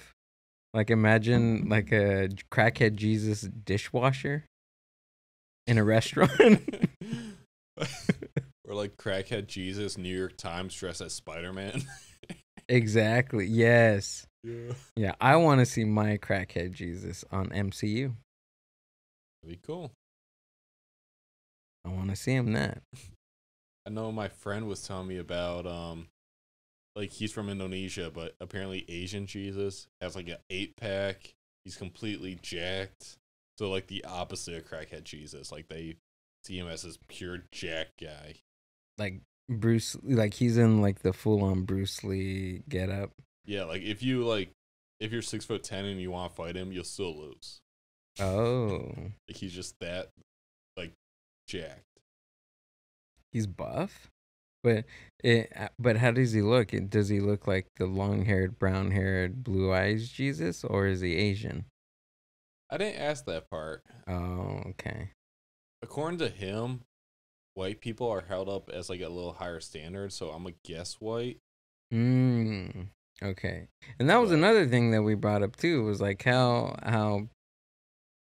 most of the percentage of the world perceive Jesus as to be white, blonde-haired, blue-eyed. And when have you ever seen a white skinned, blue-eyed person in Egypt? I saw the did you see that image going around social media of what Jesus probably looked like? It's the Middle Eastern, like he's got the black beard and the black mustache. He's like a darker color skin. Yeah, I seen that one. Yeah, like that's what he's supposed to look like. Yeah. But every culture sort of tries to make him look more like themselves. So people Okay. Yeah, so people like actually relate to it more. Like so Europeans, they make him look more white.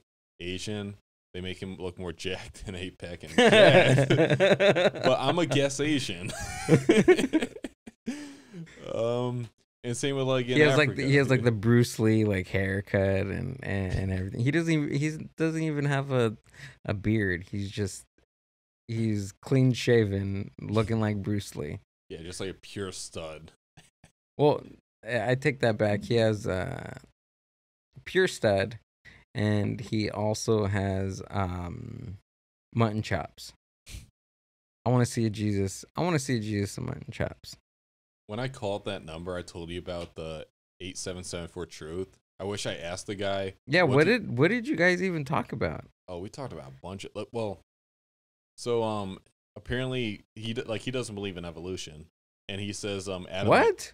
Yeah, like that's So he was a creationist. yeah. Oh, okay. I like Which- those. Those are fun. They're Yeah. fun people. They're fun. Gotta and talk to them. He was a nice guy. Like he was a good guy. But so Adam and Eve were the first two, and then they have kids. So I'm like, isn't that incest? Because like their kids have to like You asked him this? yeah.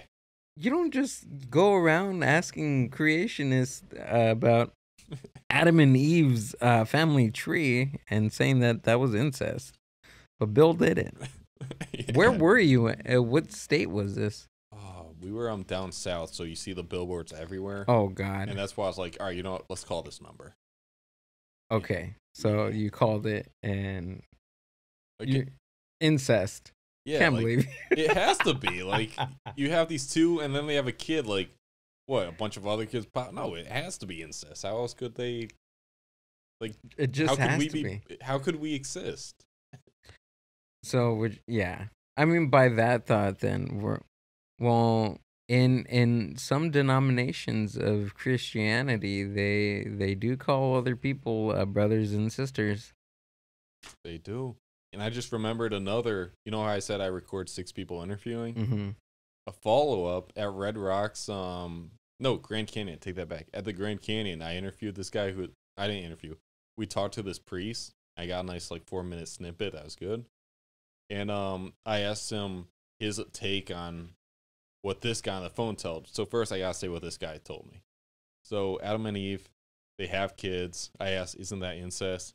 He says, well, it wasn't. Like they were able to have kids and kids existed, but eventually they caught on. God realized that it was bad for the DNA, so he created the side effects of incest to stop incest. And me and my friend's response is, if God is all knowing, why wouldn't he make it so incest is okay or not okay right off the bat? That's the first part. You get what I said there? Yeah. So so then I talked to this guy. He's a pastor. He's a preacher in Grand Canyon. And what's his take? His take made more sense. His take, I'm like, okay, that could make sense. It was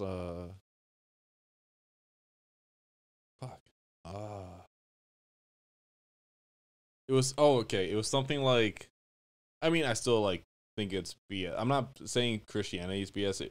It's okay, but his take is still BS, but it's better.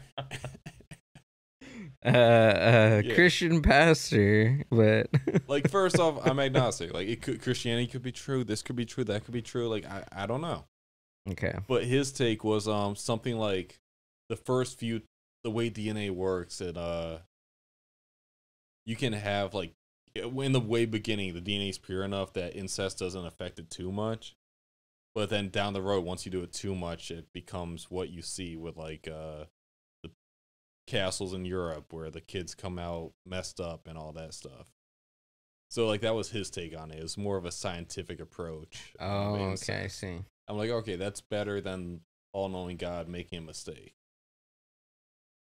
Yeah. Okay. Agnostic. Well, that's me. No, that's what Okay, I'm but, saying. yeah. But I'm trying to remember what that really means. Oh, that means you don't know. So Christianity could be true, Muslim could be true, Jewish could Oh, be true, okay. Buddhism could be true. There. So you're saying that there's still belief in a higher. So it's a belief in a higher power.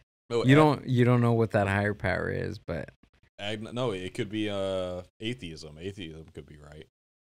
oh, It's kind of like a coward's way out in a sense that you don't know.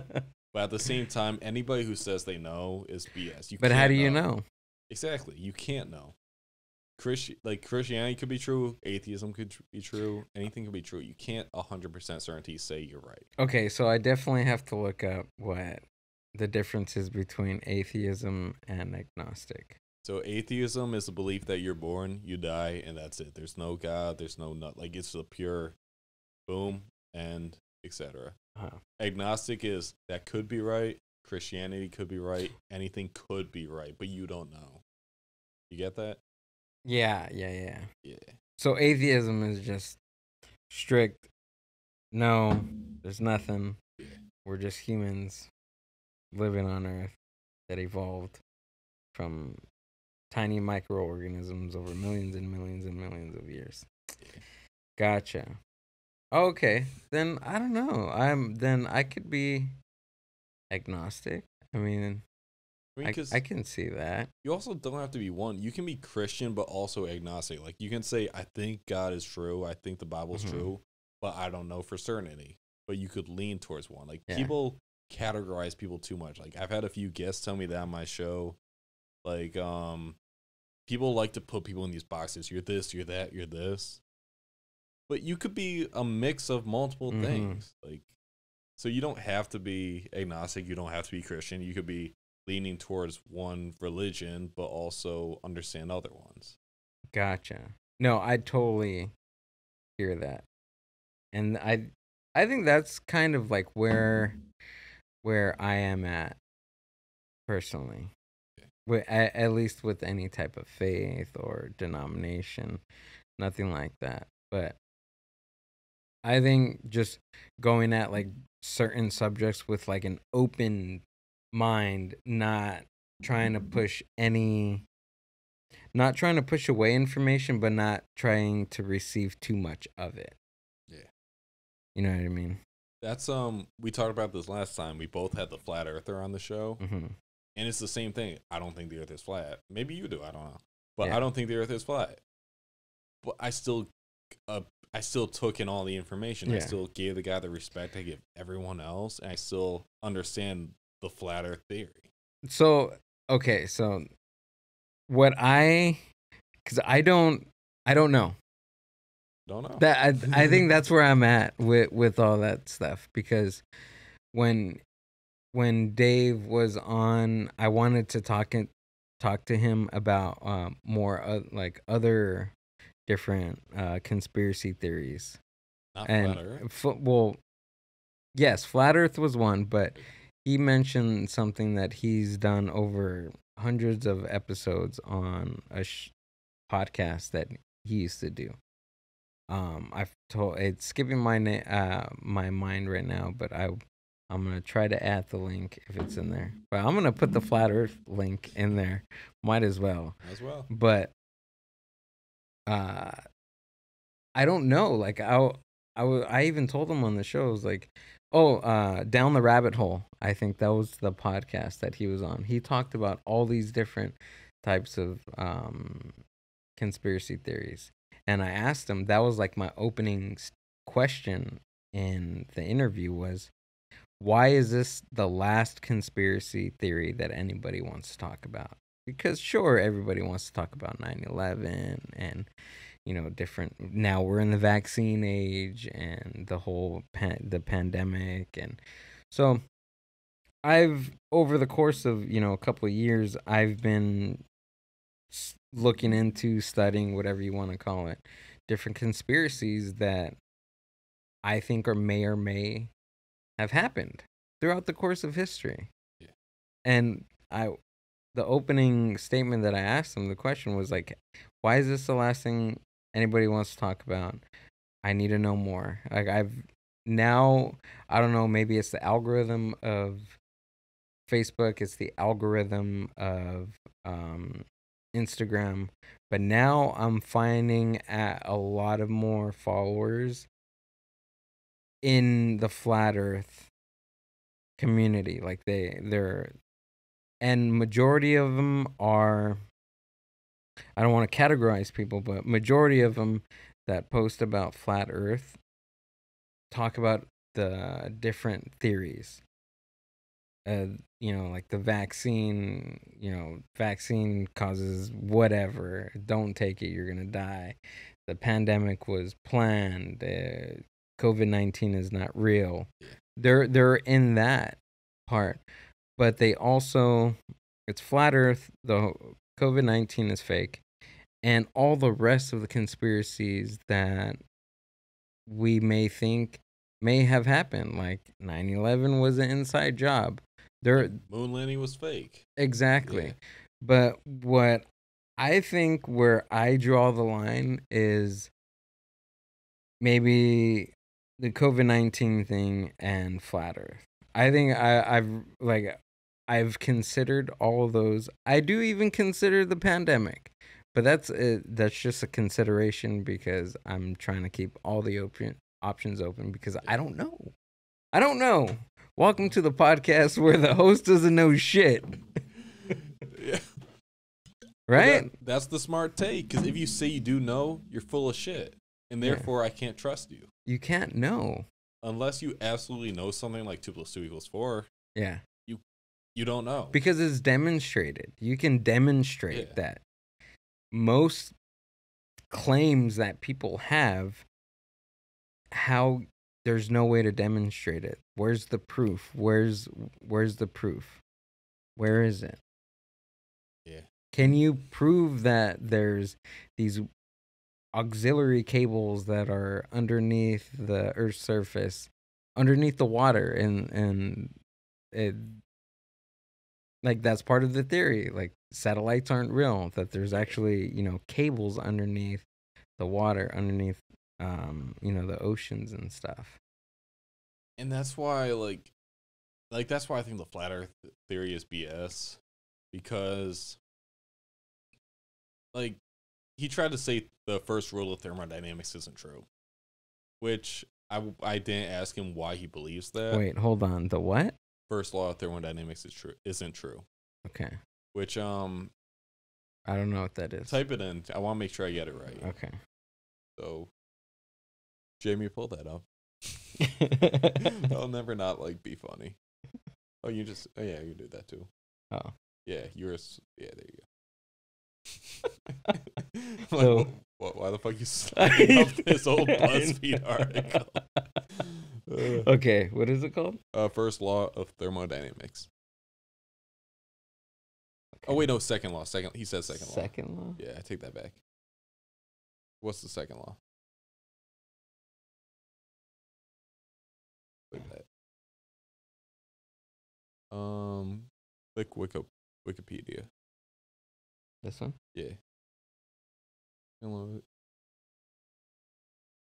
Okay, that one I can't disprove the same. It's about entropy. Is a physical. Wait. Long story short, I'm a mechanical engineer. Okay. And I did a whole research paper that was based around thermodynamics. And if I can't disprove the second one the same, so alright, I take that back what I was gonna say. But I don't even remember. His basis is just he's just trying to the flat Earth. You would have to there's so much physics around. What people don't realize about conspiracy theories is that all these scientists have so many equations that are done. They prove this, they prove that, they prove this, which causes rocket ships to fly, airplanes to fly, phones to work, all these crazy different things. But then to go and say that's all conspiracy is just too much. For the Earth to be flat, so many things have to not work.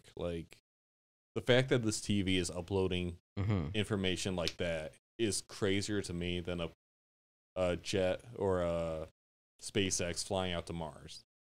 Think about that.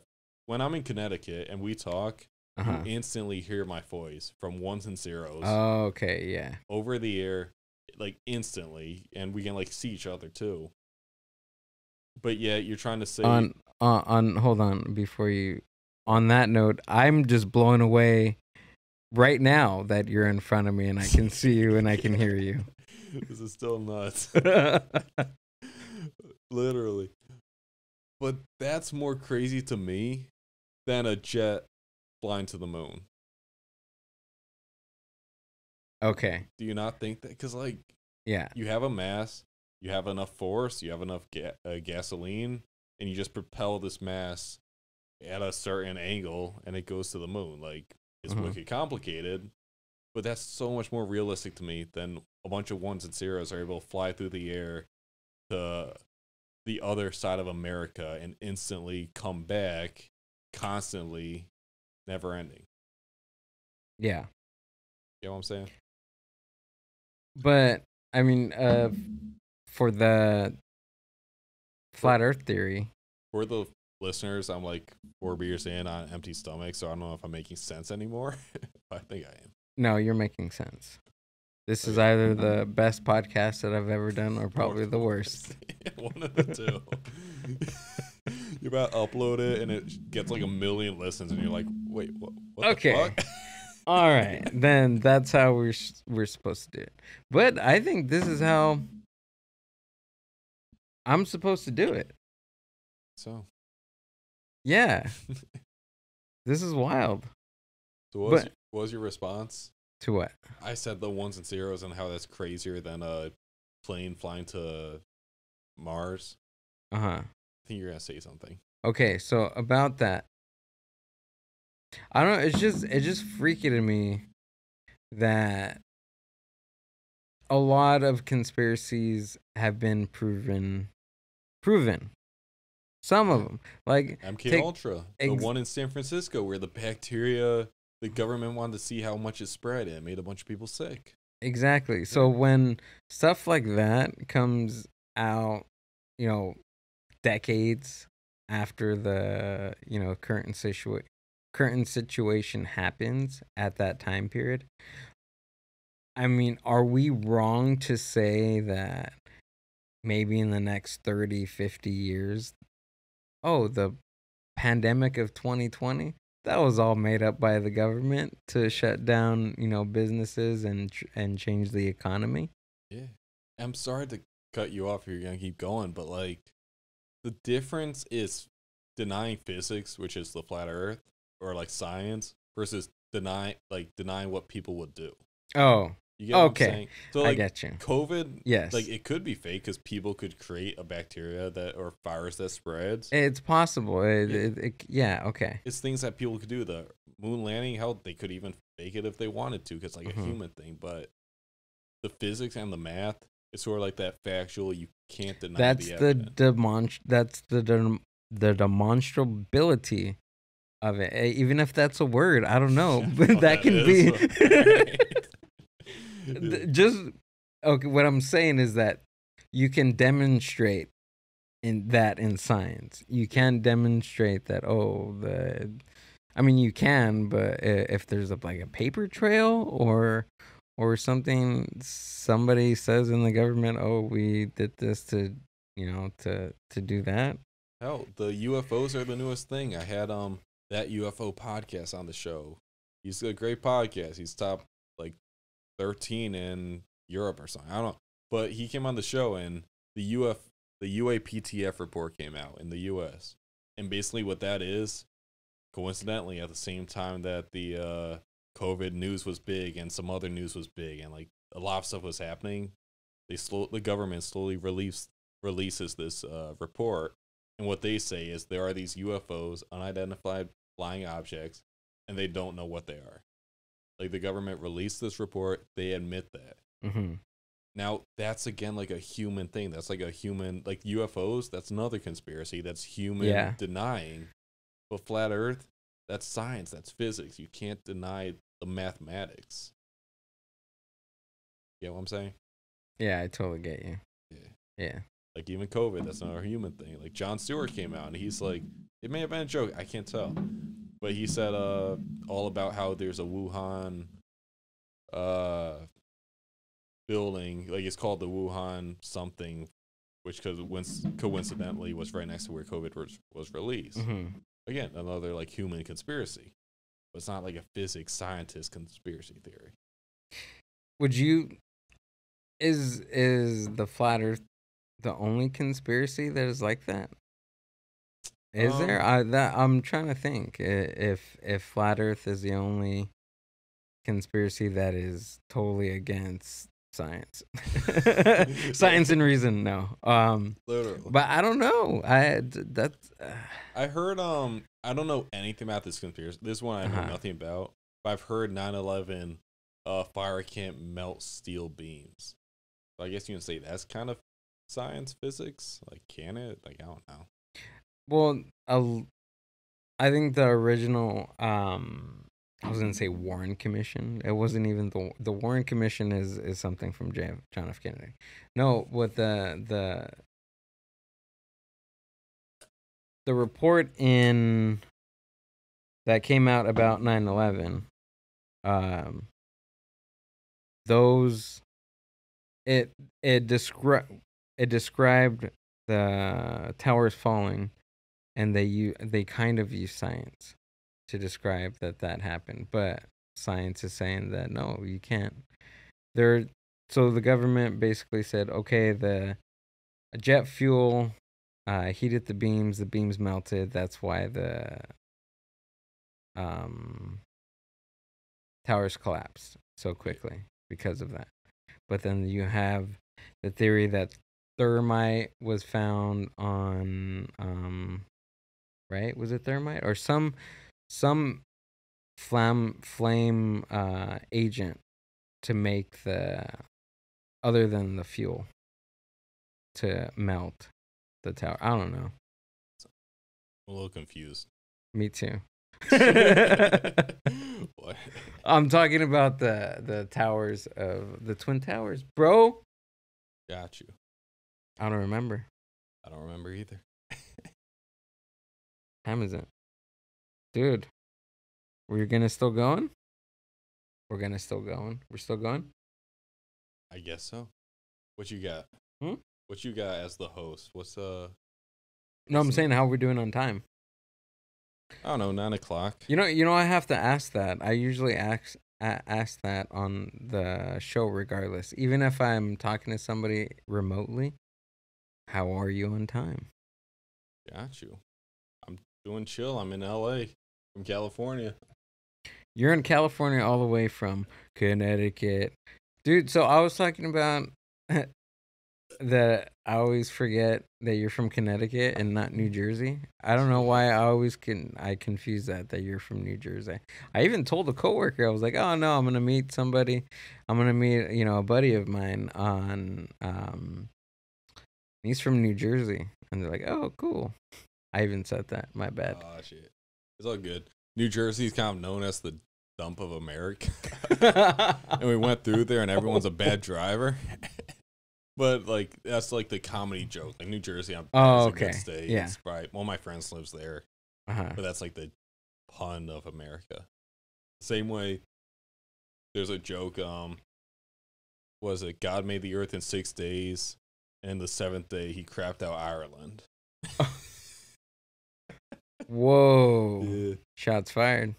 Yeah, no. I love Irish people, so it's like a joke I've heard. Brian, is that true? Right? Oh shit, Brian. I hope you don't listen to this. I have good family and friends that are Irish. I love the Irish. But sorry. That's really a thing? I'm Polish, so I'll make a Polish joke. You know the longest street in Poland? What? Pulaski Circle. Think about that for a sec. It's a circle, so it's the longest street. Oh. Pulaski. Okay. I need to think of an Italian joke, but I don't have any. Yeah. Trying to think of Mexican jokes. I don't have any. I usually just pull whatever from any type of conversation and try to make it a Mexican joke. Oh, I have a Mexican brown. You're Mexican? Yeah. Oh shit! Didn't realize. You don't realize? I didn't know. I didn't want to. Not even from my accent? Would you think I was Filipino? Why not? Hey. Coworkers think I'm Filipino. Like I used to work with this older Filipino woman, and she used to speak to me in Tagalog. What's that? Like their language. Tagalog. Yeah. Tagalog? Tagalog or Tagalog? One of those. And it's so funny because when you listen to it, it sounds like Spanish in some ways. Like some of their like ¿Cómo estás? Like how are you? Some of that is like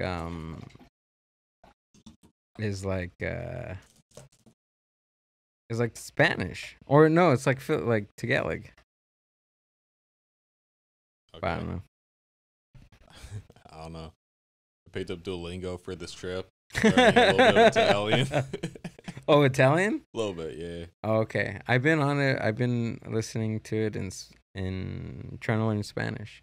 I know some words like cerveza and tacos and panocha and those stuff. But You're learning Latin? Italian. Oh, Italian. Latin's a You- dying you- language. You told, but it's a what? Dying language, Latin. Oh, is it Pig Yeah. Latin? But do you speak Pig Latin? Oh, I used to know, like, understand it, but no, I don't. No, me neither. It's like you move the last letter early, or I forget how it works. Pig Latin, I forget. You move the what? You move the last letter to like the second letter or something, and so like taco would be teoko or something. I don't know how it works, but something like that. Oh, okay. Yeah. Well, teoka, I guess would teoka. That would be taco. I don't think that's right because there's a second element to it, but that's what I think it is. Why don't they have Pig Latin on Duolingo? Right? Missed opportunity. They should have like random like languages on Duolingo. Like if you want to speak Minion, imagine learning the Minion language but on Duolingo, Bro, I'd shoot myself first. or the language in like the second Willy Wonka movie, where all the Oompa Loompas speak a Yeah. different language. That'd be something. Mm-hmm. I see when you open Duolingo and you try to learn your language, it loads and it will give you random fun facts. And I think Hawaiian and another language are a dying language. Is one of the fun facts. Oh yeah. Yeah. That'd be like a fun one to learn. Well, the one thing. Oh, that was my Alexa. Scared me. Did it really? A little bit. What the fuck? I Who the seen your fuck's in face. the house? I know. I see. Yeah. Oh, bro. Who the fuck's in your? Who the fuck's in your house this whole time listening to two fucking podcasters? You have tickets you're selling out. No, it was Alexa reminding me it's time for bed. Oh. No, but I don't listen to it. I just have it for fun.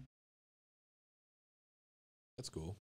Not like it will go off and like, oh, I wonder where I'm at during this time. You know, Yeah. if I'm home or something. Well, obviously I only can listen to it at home. Do you have an Alexa? Yeah. It's nice. Like it's creepy because like it records everything and always listens to you. Does it really? Yeah. It has to, because how else would it know when you say Alexa? So it's always Oh. listening. And apparently after 30 seconds, I want to say, it's probably another one of those facts I say that are complete BS. But after like 30 seconds, it like deletes everything because it just keeps listening until you say Alexa to trigger it. That just creeps me out a little bit. Okay. Because you're letting this device in your house that's always listening to you. So maybe it listens to what you like, what you want to eat. Maybe it collects data. So then Amazon can sell it and sell it to a high bidder about what people like and what they do. See? That's a conspiracy worth talking about. But it's kind of true. I mean, Facebook started doing it. Oh yeah, that's how they get all their money. Facebook. I think it's Google. It has to be Google the big one of the bigger ones too, because I use Google and I use my Google search engine.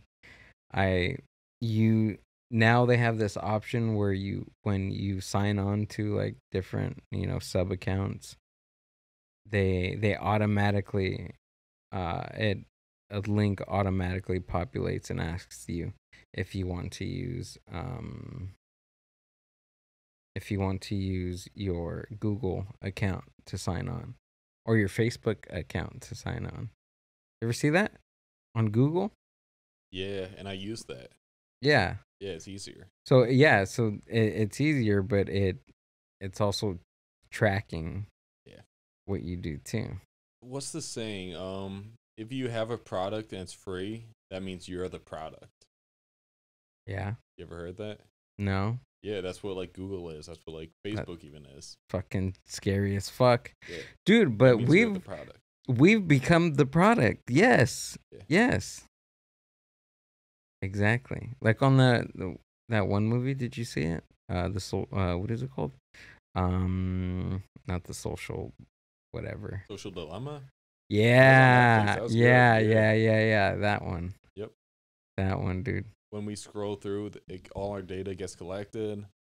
Now I try to put my phone on like mute. Hell, even leaving your phone on a desk when you're like eating dinner with like friends or whatever, subconsciously it affects you. Really? Yeah.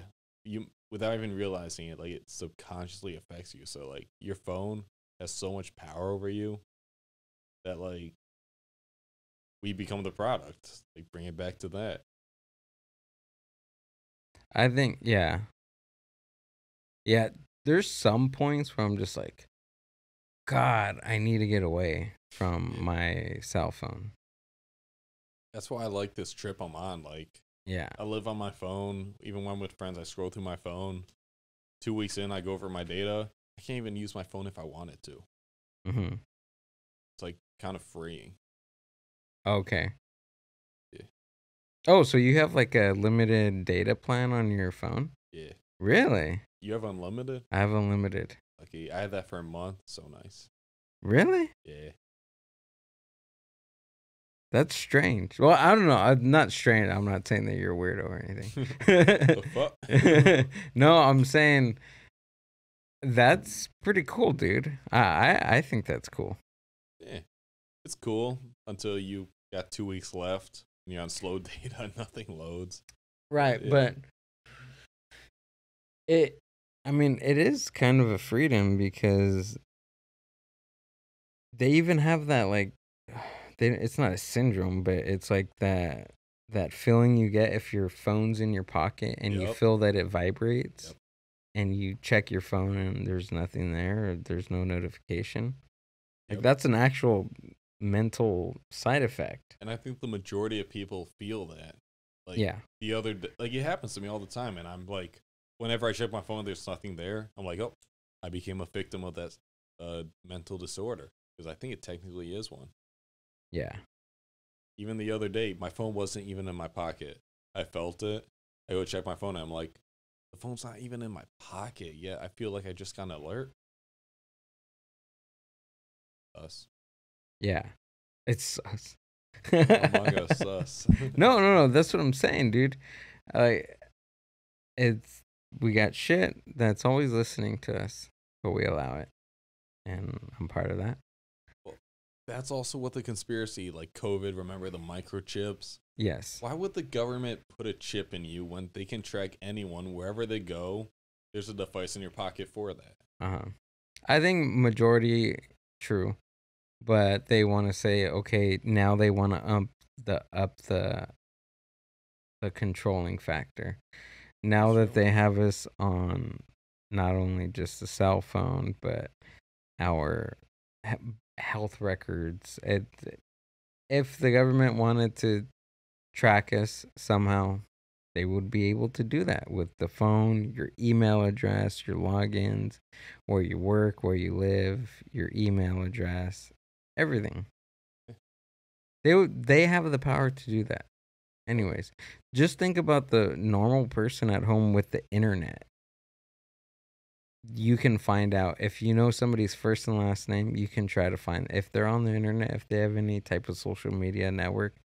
They will find information about you. You can find information about people by their first name. You just look for the freaking picture. Yeah, literally. You can. You don't need a chip. I mean, why would the government need a chip anyways, like you said? I don't know. We're willing to update everything, social media, whatever. We're willing to tell everybody where we live, our names, what we're doing, what our favorite things are, what our hobbies are, our favorite foods are, what our podcasts are called. Yeah. But like literally everything. So it's like, I don't know what more you could want. Person blood type, like I don't know. Even they would have that information too. They probably do, yeah. They do. They When have you get your to. blood drawn or whatever, Yes. they could probably create clones of you. All your medical records have your blood type. Oh yeah, they have that too. Like what? Your X-rays, they know what your insides look like. Yep. The last time you got a root canal, last time somebody worked on your teeth, pictures of your teeth. Oh. Come on, think about it. Like they have all the control that they have. Yep. And hell, we don't even know what the maximum technology they have is. Like, there's a famous saying, like, when it comes to suspicious conspiracy theories of governments, there's what we know, there's what we think we know, there's what we think we know. Oh wait, no, I take that back. I fucked that up. Take that again. Some drinks in. Uh-huh. There's what we know, there's what we don't know, and there's what we don't know we don't know. So the government, there's what we know they have, like what we just said. Yeah. There's what we don't know, so we think they have like some satellites that have wicked technology, or we think they have some wicked cameras. I don't know. Like, we think this. Yeah. But there's stuff we don't know that we don't know. Like, there's stuff we have out. No matter what you think, you cannot even fathom what they have. You get it? I get it. You don't know that you don't know. I don't know anything. That's why don't know. that's my favorite thing that I like to say on the podcast. The mind buzz. Your mind's pretty buzzed. No, it's what did I say earlier? The mind buzz from a host that knows nothing. Yeah. Well, that's the approach that I take. Like I to bring up Dave Weiss from the Flat Earth podcast. I told him at the beginning of that one, I was like, David, I know nothing about nothing. That's why you're on. I want to hear what you got to say. One of these days, I want to dive into it more, like the Flat Earth, and have him on and not be friendly. Just pure, you're wrong about this, you're wrong about that. Really? Yeah, I just want to, like, I tweeted something the other day, like, you know how rappers have rap battles? Okay, yeah. I want to have some podcast battles. I want to, like, go to war with,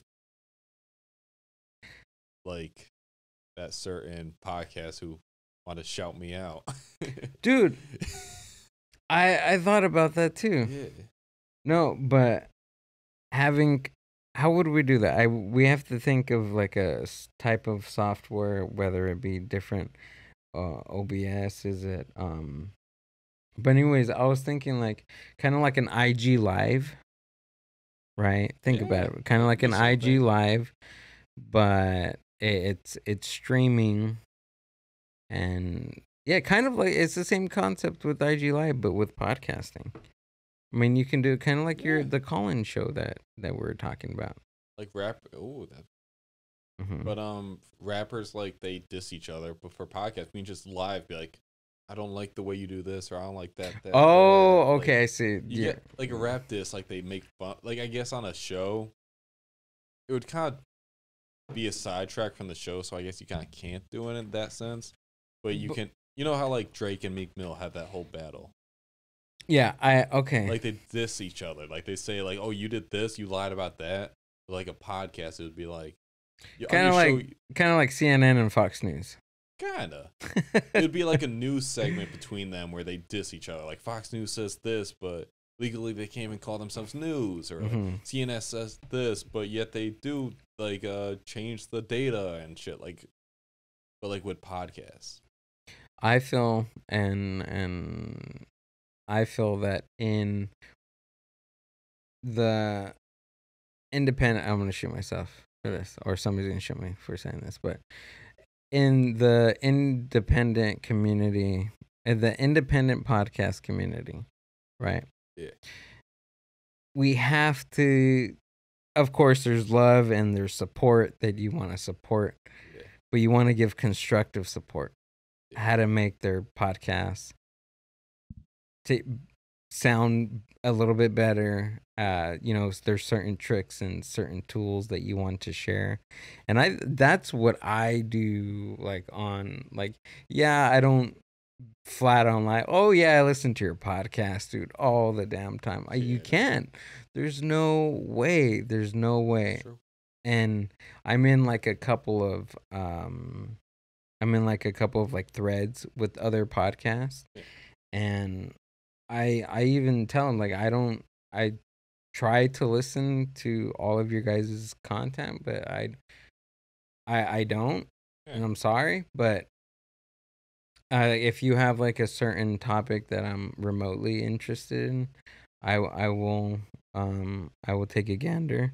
Yeah. And if I like it, I'll continue to listen. And you're more than welcome to do that same with me, because come on, your podcast can't be for everybody.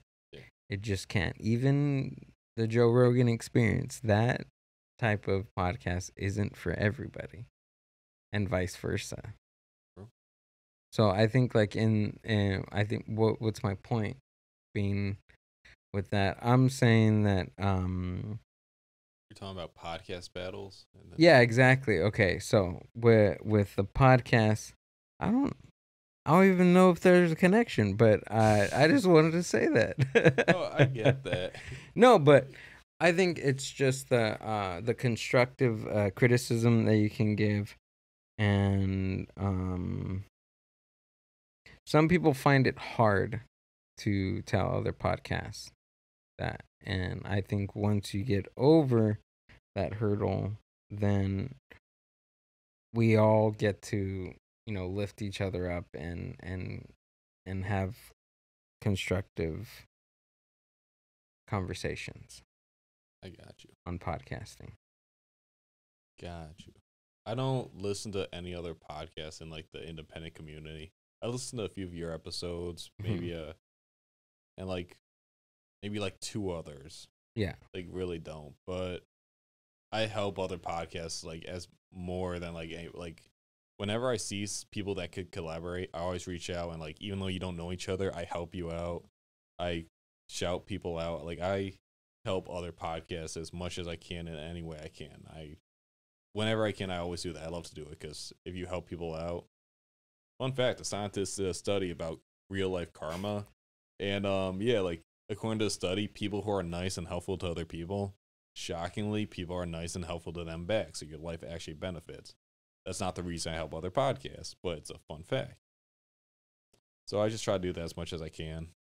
But for that reason, I do on the flip side, like you got the angel on one side, the devil on the other side. I do kind of want to go to war with a podcast. I would too. Like, I think it's It'd good. be fun. It's, and you help each other too. It's fun and it's good publicity. Oh, now I don't want to go to war with another podcast because then they get publicity.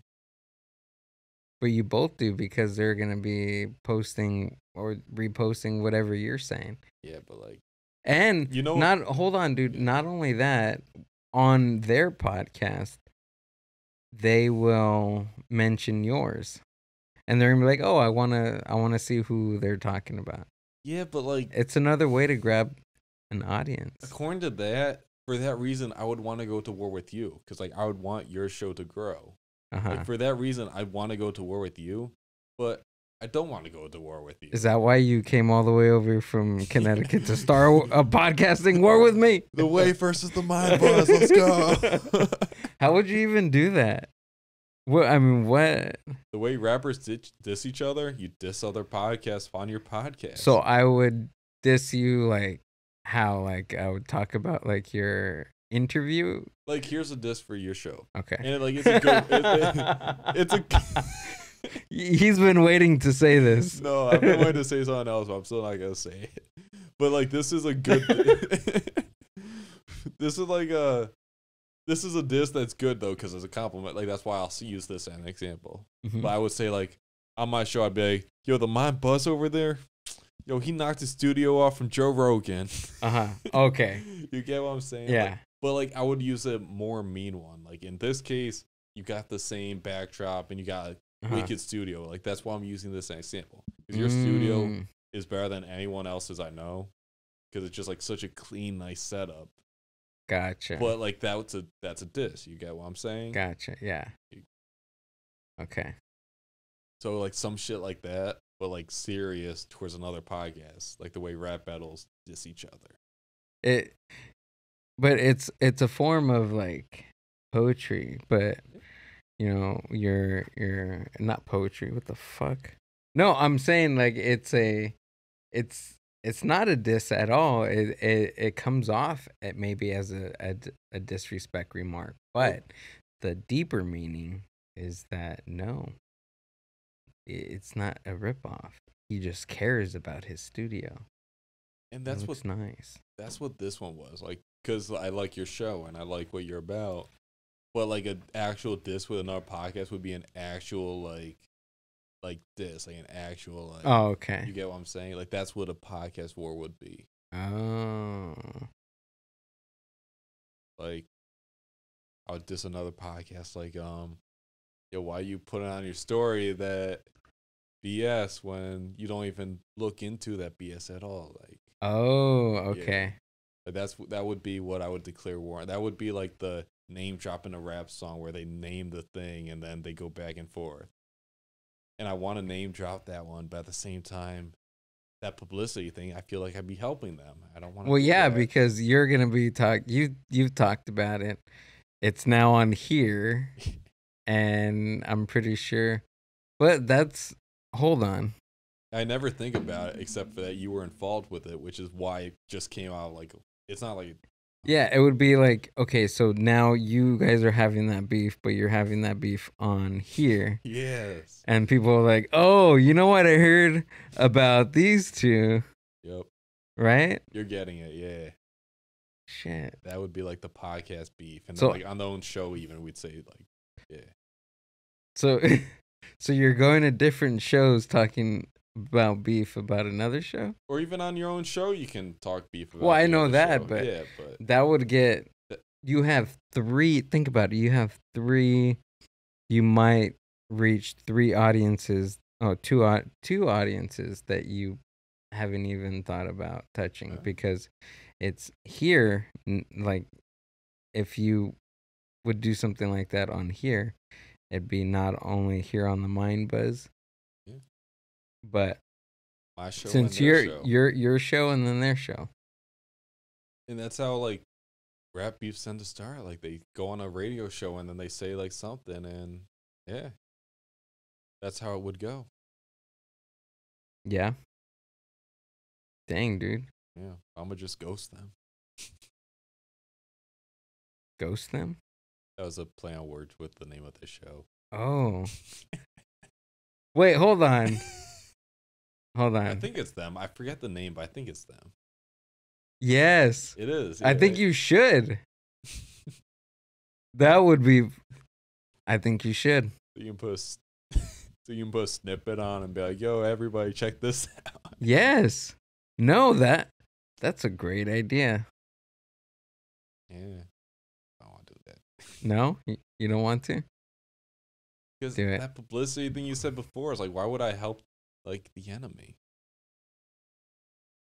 But is it really like an enemy? It's not. But like it is. You know, it's not like no, I don't got real beef. Like I don't like. I'm only saying yes because I am part of the. I am part of the. I'm in the story, basically, right? Yeah.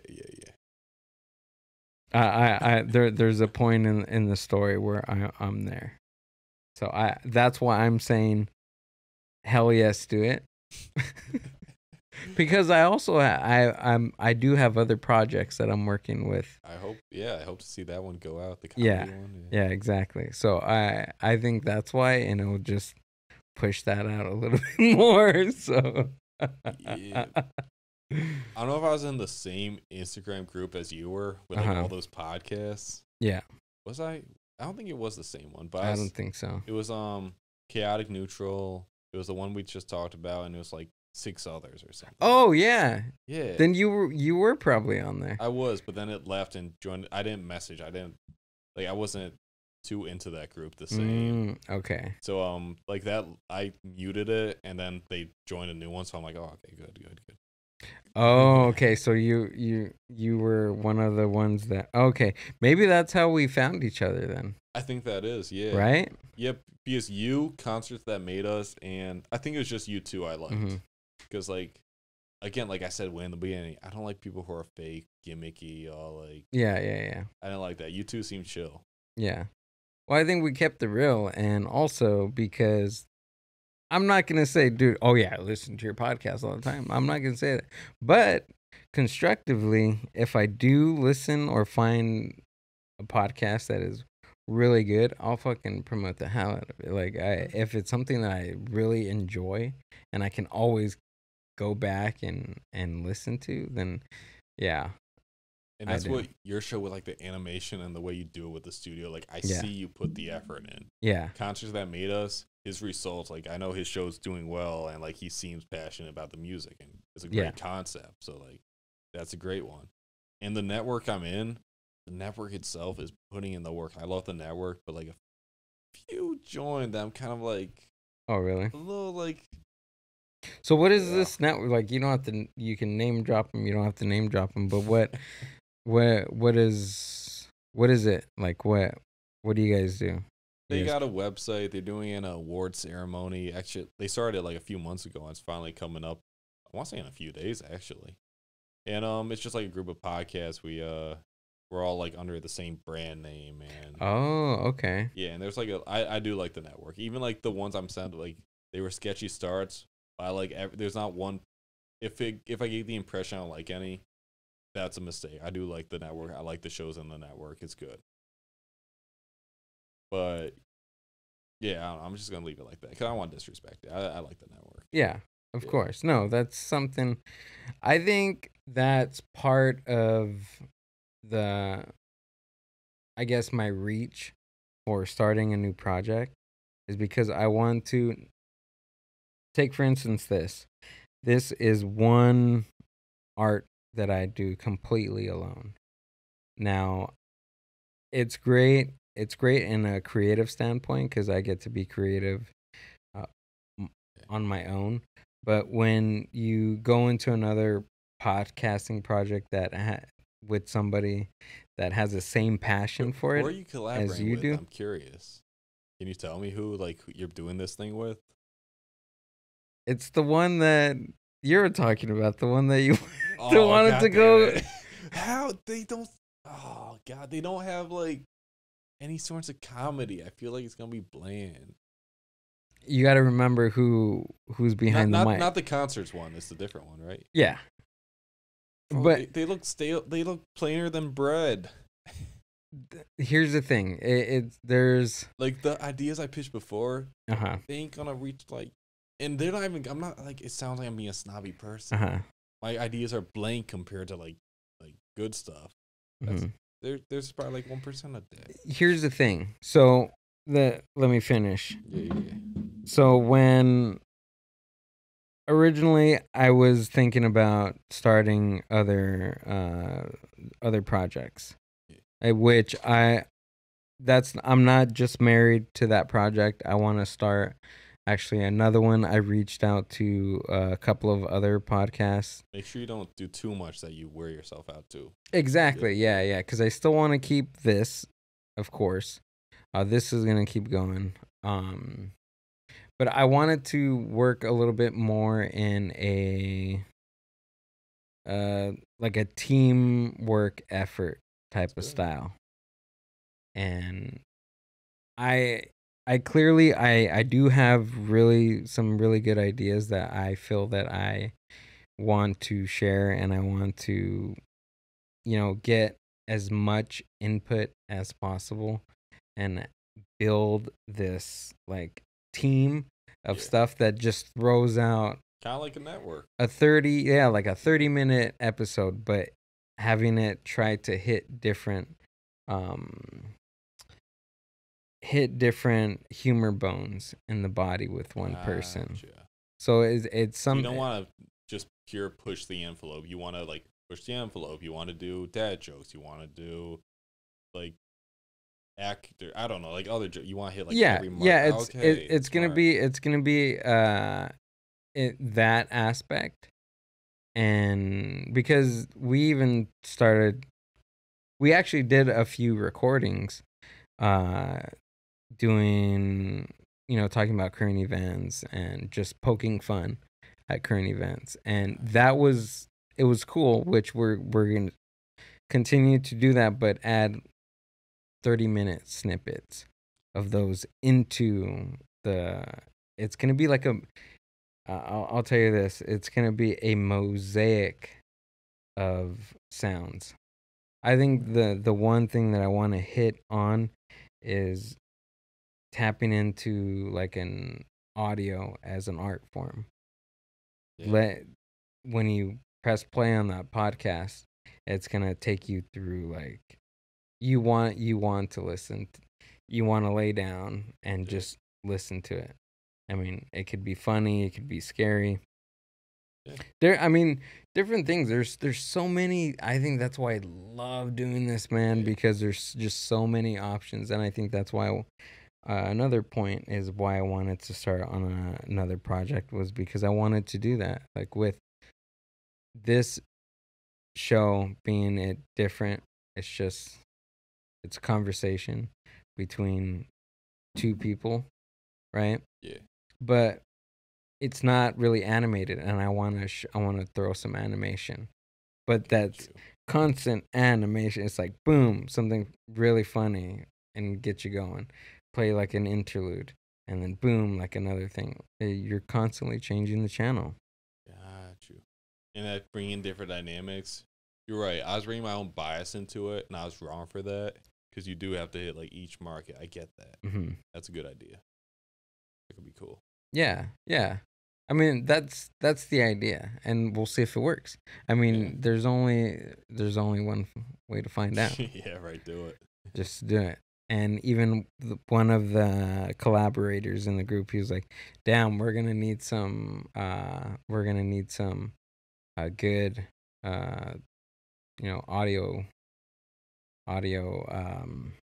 engineering in this." So I was like, "I got you. Let's all do it." It's fun. It's fun for me. I can just eat an edible, have a beer, and sit in front of. What's some of your ideas? Like, what's your first skit's gonna be, or your first joke? I don't know. They're gonna be spoof ads. That's what we've been working on. We have somebody in the collaboration group that's writing copies, like copyrights for us to say, like, and how the ideas just came about was we were on the thread, and then we started a new thread with just the four of us, and we just started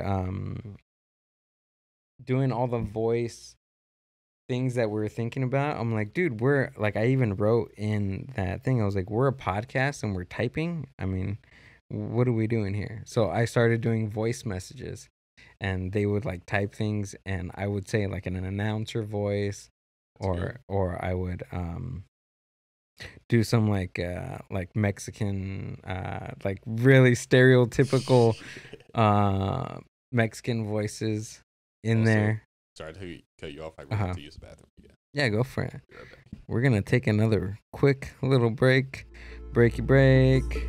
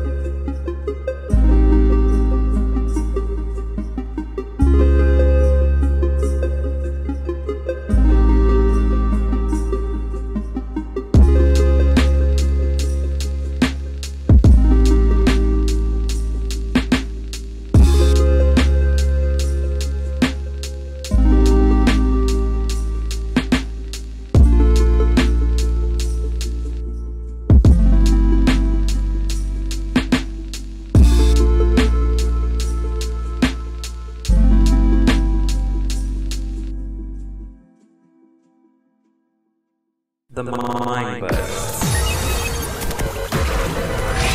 Podcast. Oh, did I screw with your decorations? Come a little bit closer. All right. You can get in the. All right. Oh, there we go, dude. Yeah. Did you click play? Are we back? Oh, now we're back. Yeah, Okay, good. we're back. Well, I just hit the mute buttons. Oh, so it was still like just silent for like a minute? No, it's gonna be silent though. The whole thing. Hold on. That's No. okay. Yeah. So with this, it's like a master on the audio. Got you. Okay. But yeah, that collaboration, dude, is gonna be pretty fun. Hopefully it's funny.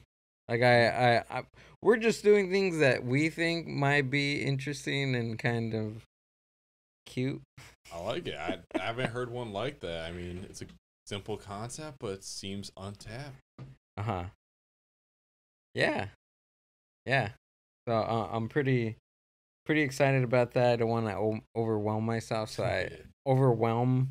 And even that's something we talked about too, is like we're just gonna take it slow and just let the ideas roll and make it so good at the start. So Yeah. Mhm. And if you need some, I got a few ideas. I'll throw something out. Do a little snippet, like featuring. Is it like just a one show name and then you got each of your podcasts under it? like meaning what?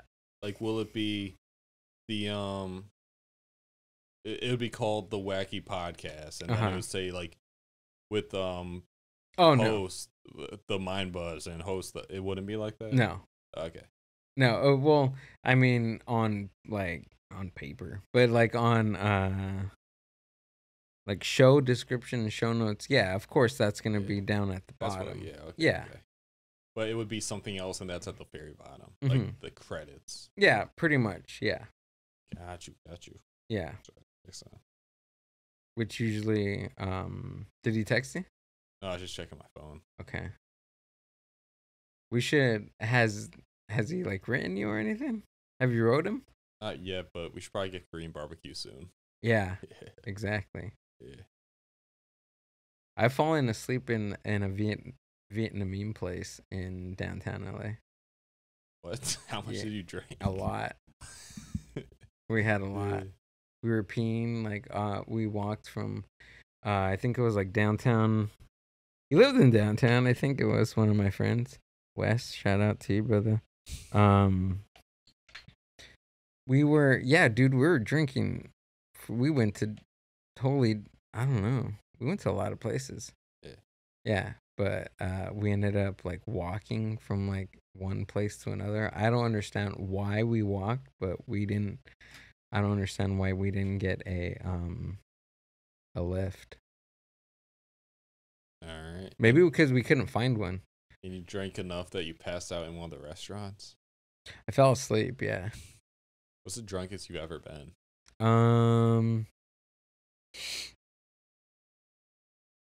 I don't know. Can't remember. Still blacked out. Jeez. The worst, I'll tell you this, the worst time I've ever felt hungover was this one time my ex-girlfriend, which is the son, my son, which is the mother of my child. Dude, we used to party like crazy, but her best friend and her best friend's friend was also my friend too. We went to like a backyard gig. You know what a backyard gig is? I think I have With an like idea. punk bands Oh, yeah, and fun. you know, we go there, mosh pit, and just punks, just punk rockers hanging outside drinking 40s, fuck the system kind of stuff. And we were there, and I don't know why we considered having a full bottle of Jägermeister, but Oh, God. it was there. That's all I drank that night. I was vegetarian at that point, so there was really much I didn't really eat. And Saw yeah, a sticker dude, on one of your chairs, something like vegan for tacos or something. I started freaking chugging. Wait, what? A sticker on like one of your chairs or something. It said like vegan. Oh yeah, this one. Yeah. Yeah, dude. I go out of all the types of food, dude. Vegan is my favorite. Like if there's a vegan option somewhere, I will consider it. See, I don't have the willpower to go vegan, Mm-hmm.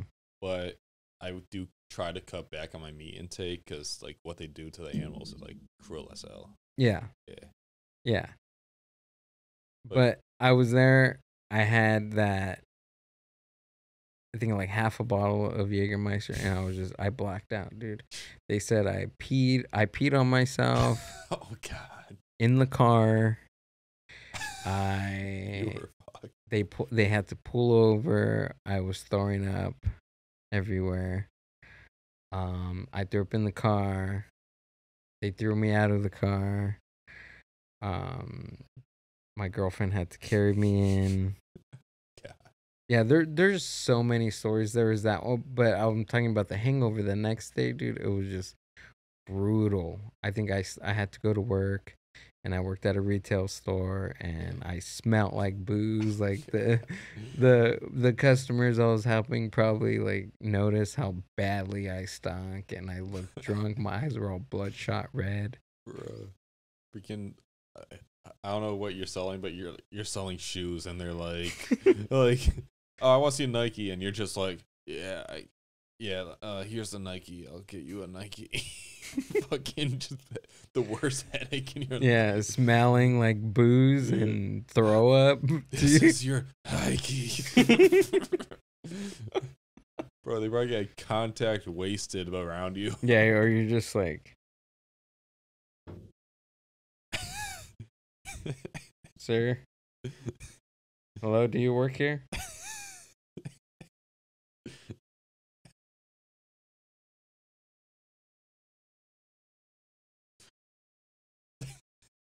What?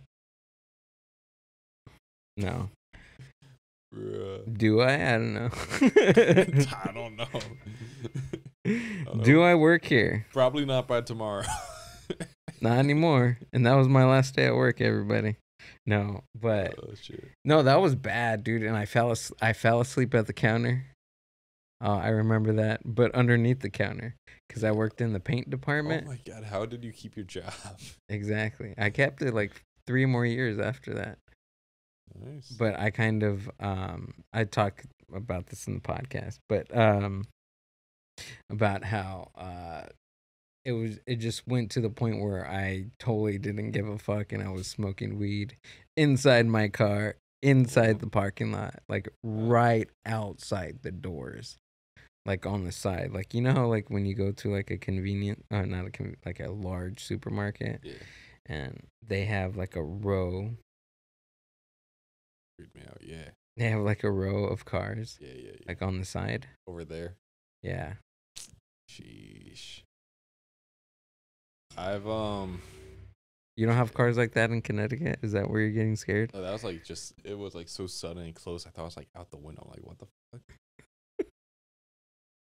I never kicked out weed like story like that. But fun fact, the average person has 7 jobs by the time they're 21. What? Yeah. No way. Google, Wait, what? Wait, Google it. But what's the? Hold on, I have so many questions Actually, that's a about hard that. thing to look up. But something like, yeah, nowadays, I want to say, no, 25. 7 jobs by the time they're 25, but look it up. Like, Google what I said, and then if something shows up, that means I'm right. If something doesn't, that means I'm wrong. 7 what? Jobs? Jobs by 25, or by 20. Yeah. 7 typed out, and then the number 20. Come on.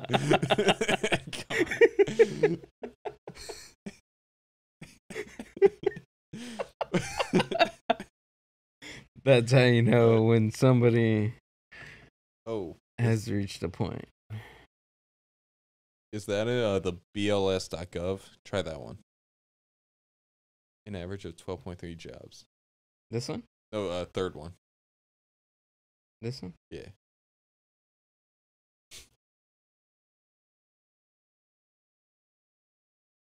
All right, now that'll take actual diving into. Jeez. I know. Maybe not this one. Oh wait, Dang, we're getting 12.3 jobs from the ages 18 to 52, but that was in 1957. So what's today? not 1957. Nah, this too much. Oh yeah, this is like Yeah, Alex no. Jones type of documents. So, all right, try the average person has 7 jobs by the time they're 25.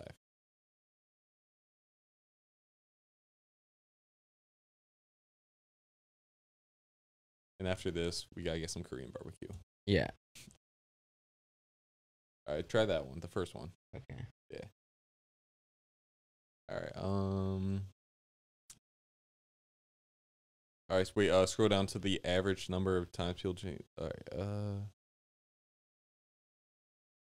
the average number of jobs in a lifetime is 12. So an overall lifetime is 12. Overall lifetime? That's what that first sentence says. Fuzzy definitions But that's aside. totally different than when you said, because you said 12 jobs by 25. I said 7 by 25. Oh. Dude, come on. I wrote out 7. Well, honestly, if anything, 12 in a lifetime is even more so than what I'm about to say. Uh-huh. But I had 10 jobs by the time I was 21. Really? Yeah, Whoa. yeah. I can't. So, if anything, what I was gonna say is people have 7 jobs by the time they're 25. Well, I had 10 by the time I was 21. Like, oh, 12 I in a see. lifetime. I think I won up that even more. Yeah. I go all in on that, but I'm feeling some Korean barbecue. Yeah. I had one job. Not one job the whole time. I had imagine. one job. Yeah, so He So had you- one job. so you kept your job through that. Literally, he had one job. Yeah, I went through 10 by the time I'm 21. Literally, That's he what I had was one saying. job. No, I'm saying that when I was 18,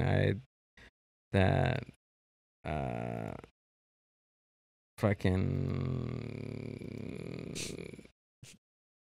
Korean barbecue sounds really good right now. Some Korean barbecue. That stuff's so good. Bill, this was fucking cool, dude. You're here. You're here. You're here. You're here. We talked about saying the headphone thing, Yeah. that we didn't need headphones for this, and I was stupid me. I was gonna use headphones, but we didn't have to. This is cool. Or just clear. We have a freaking TV here. We got the studio, the microphones. I'm looking at your face.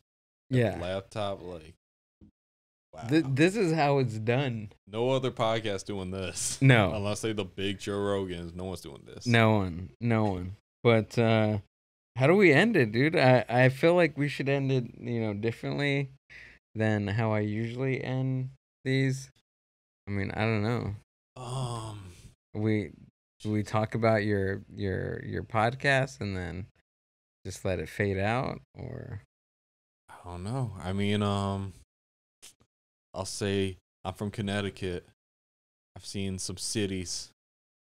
I'm still young, but like Austin's a great city. Washington D.C. is a great city.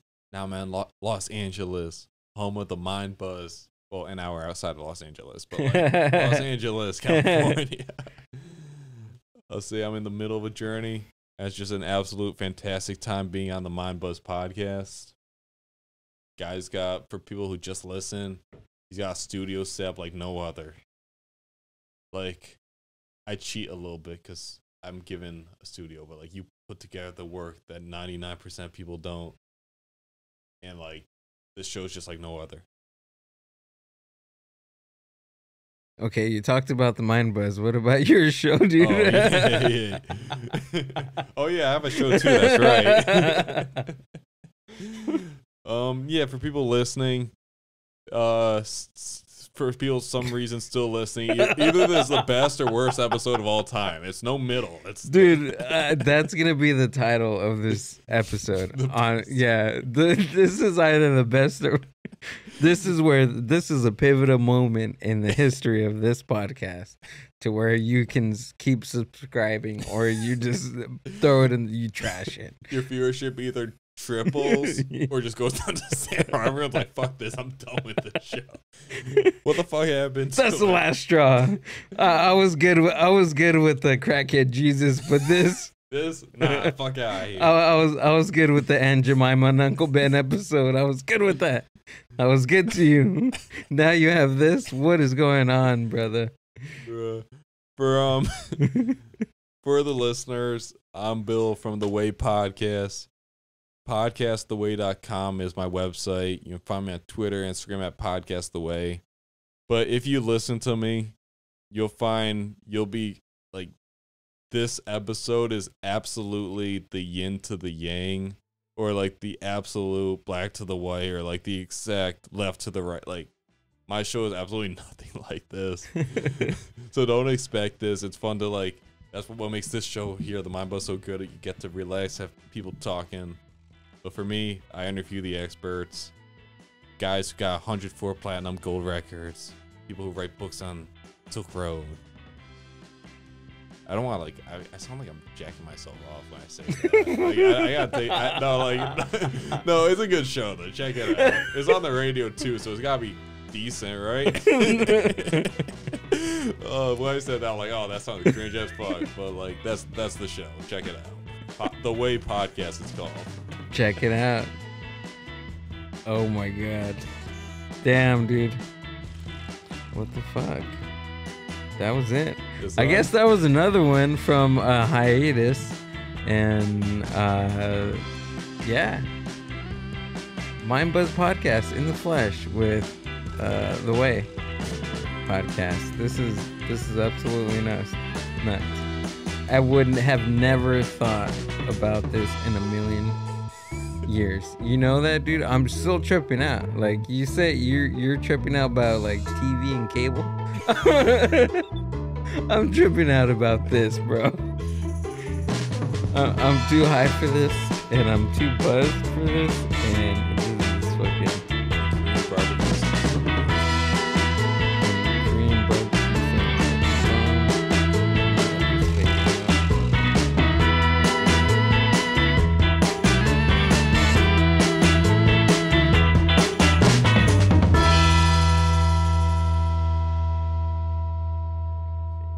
The Mindbuzz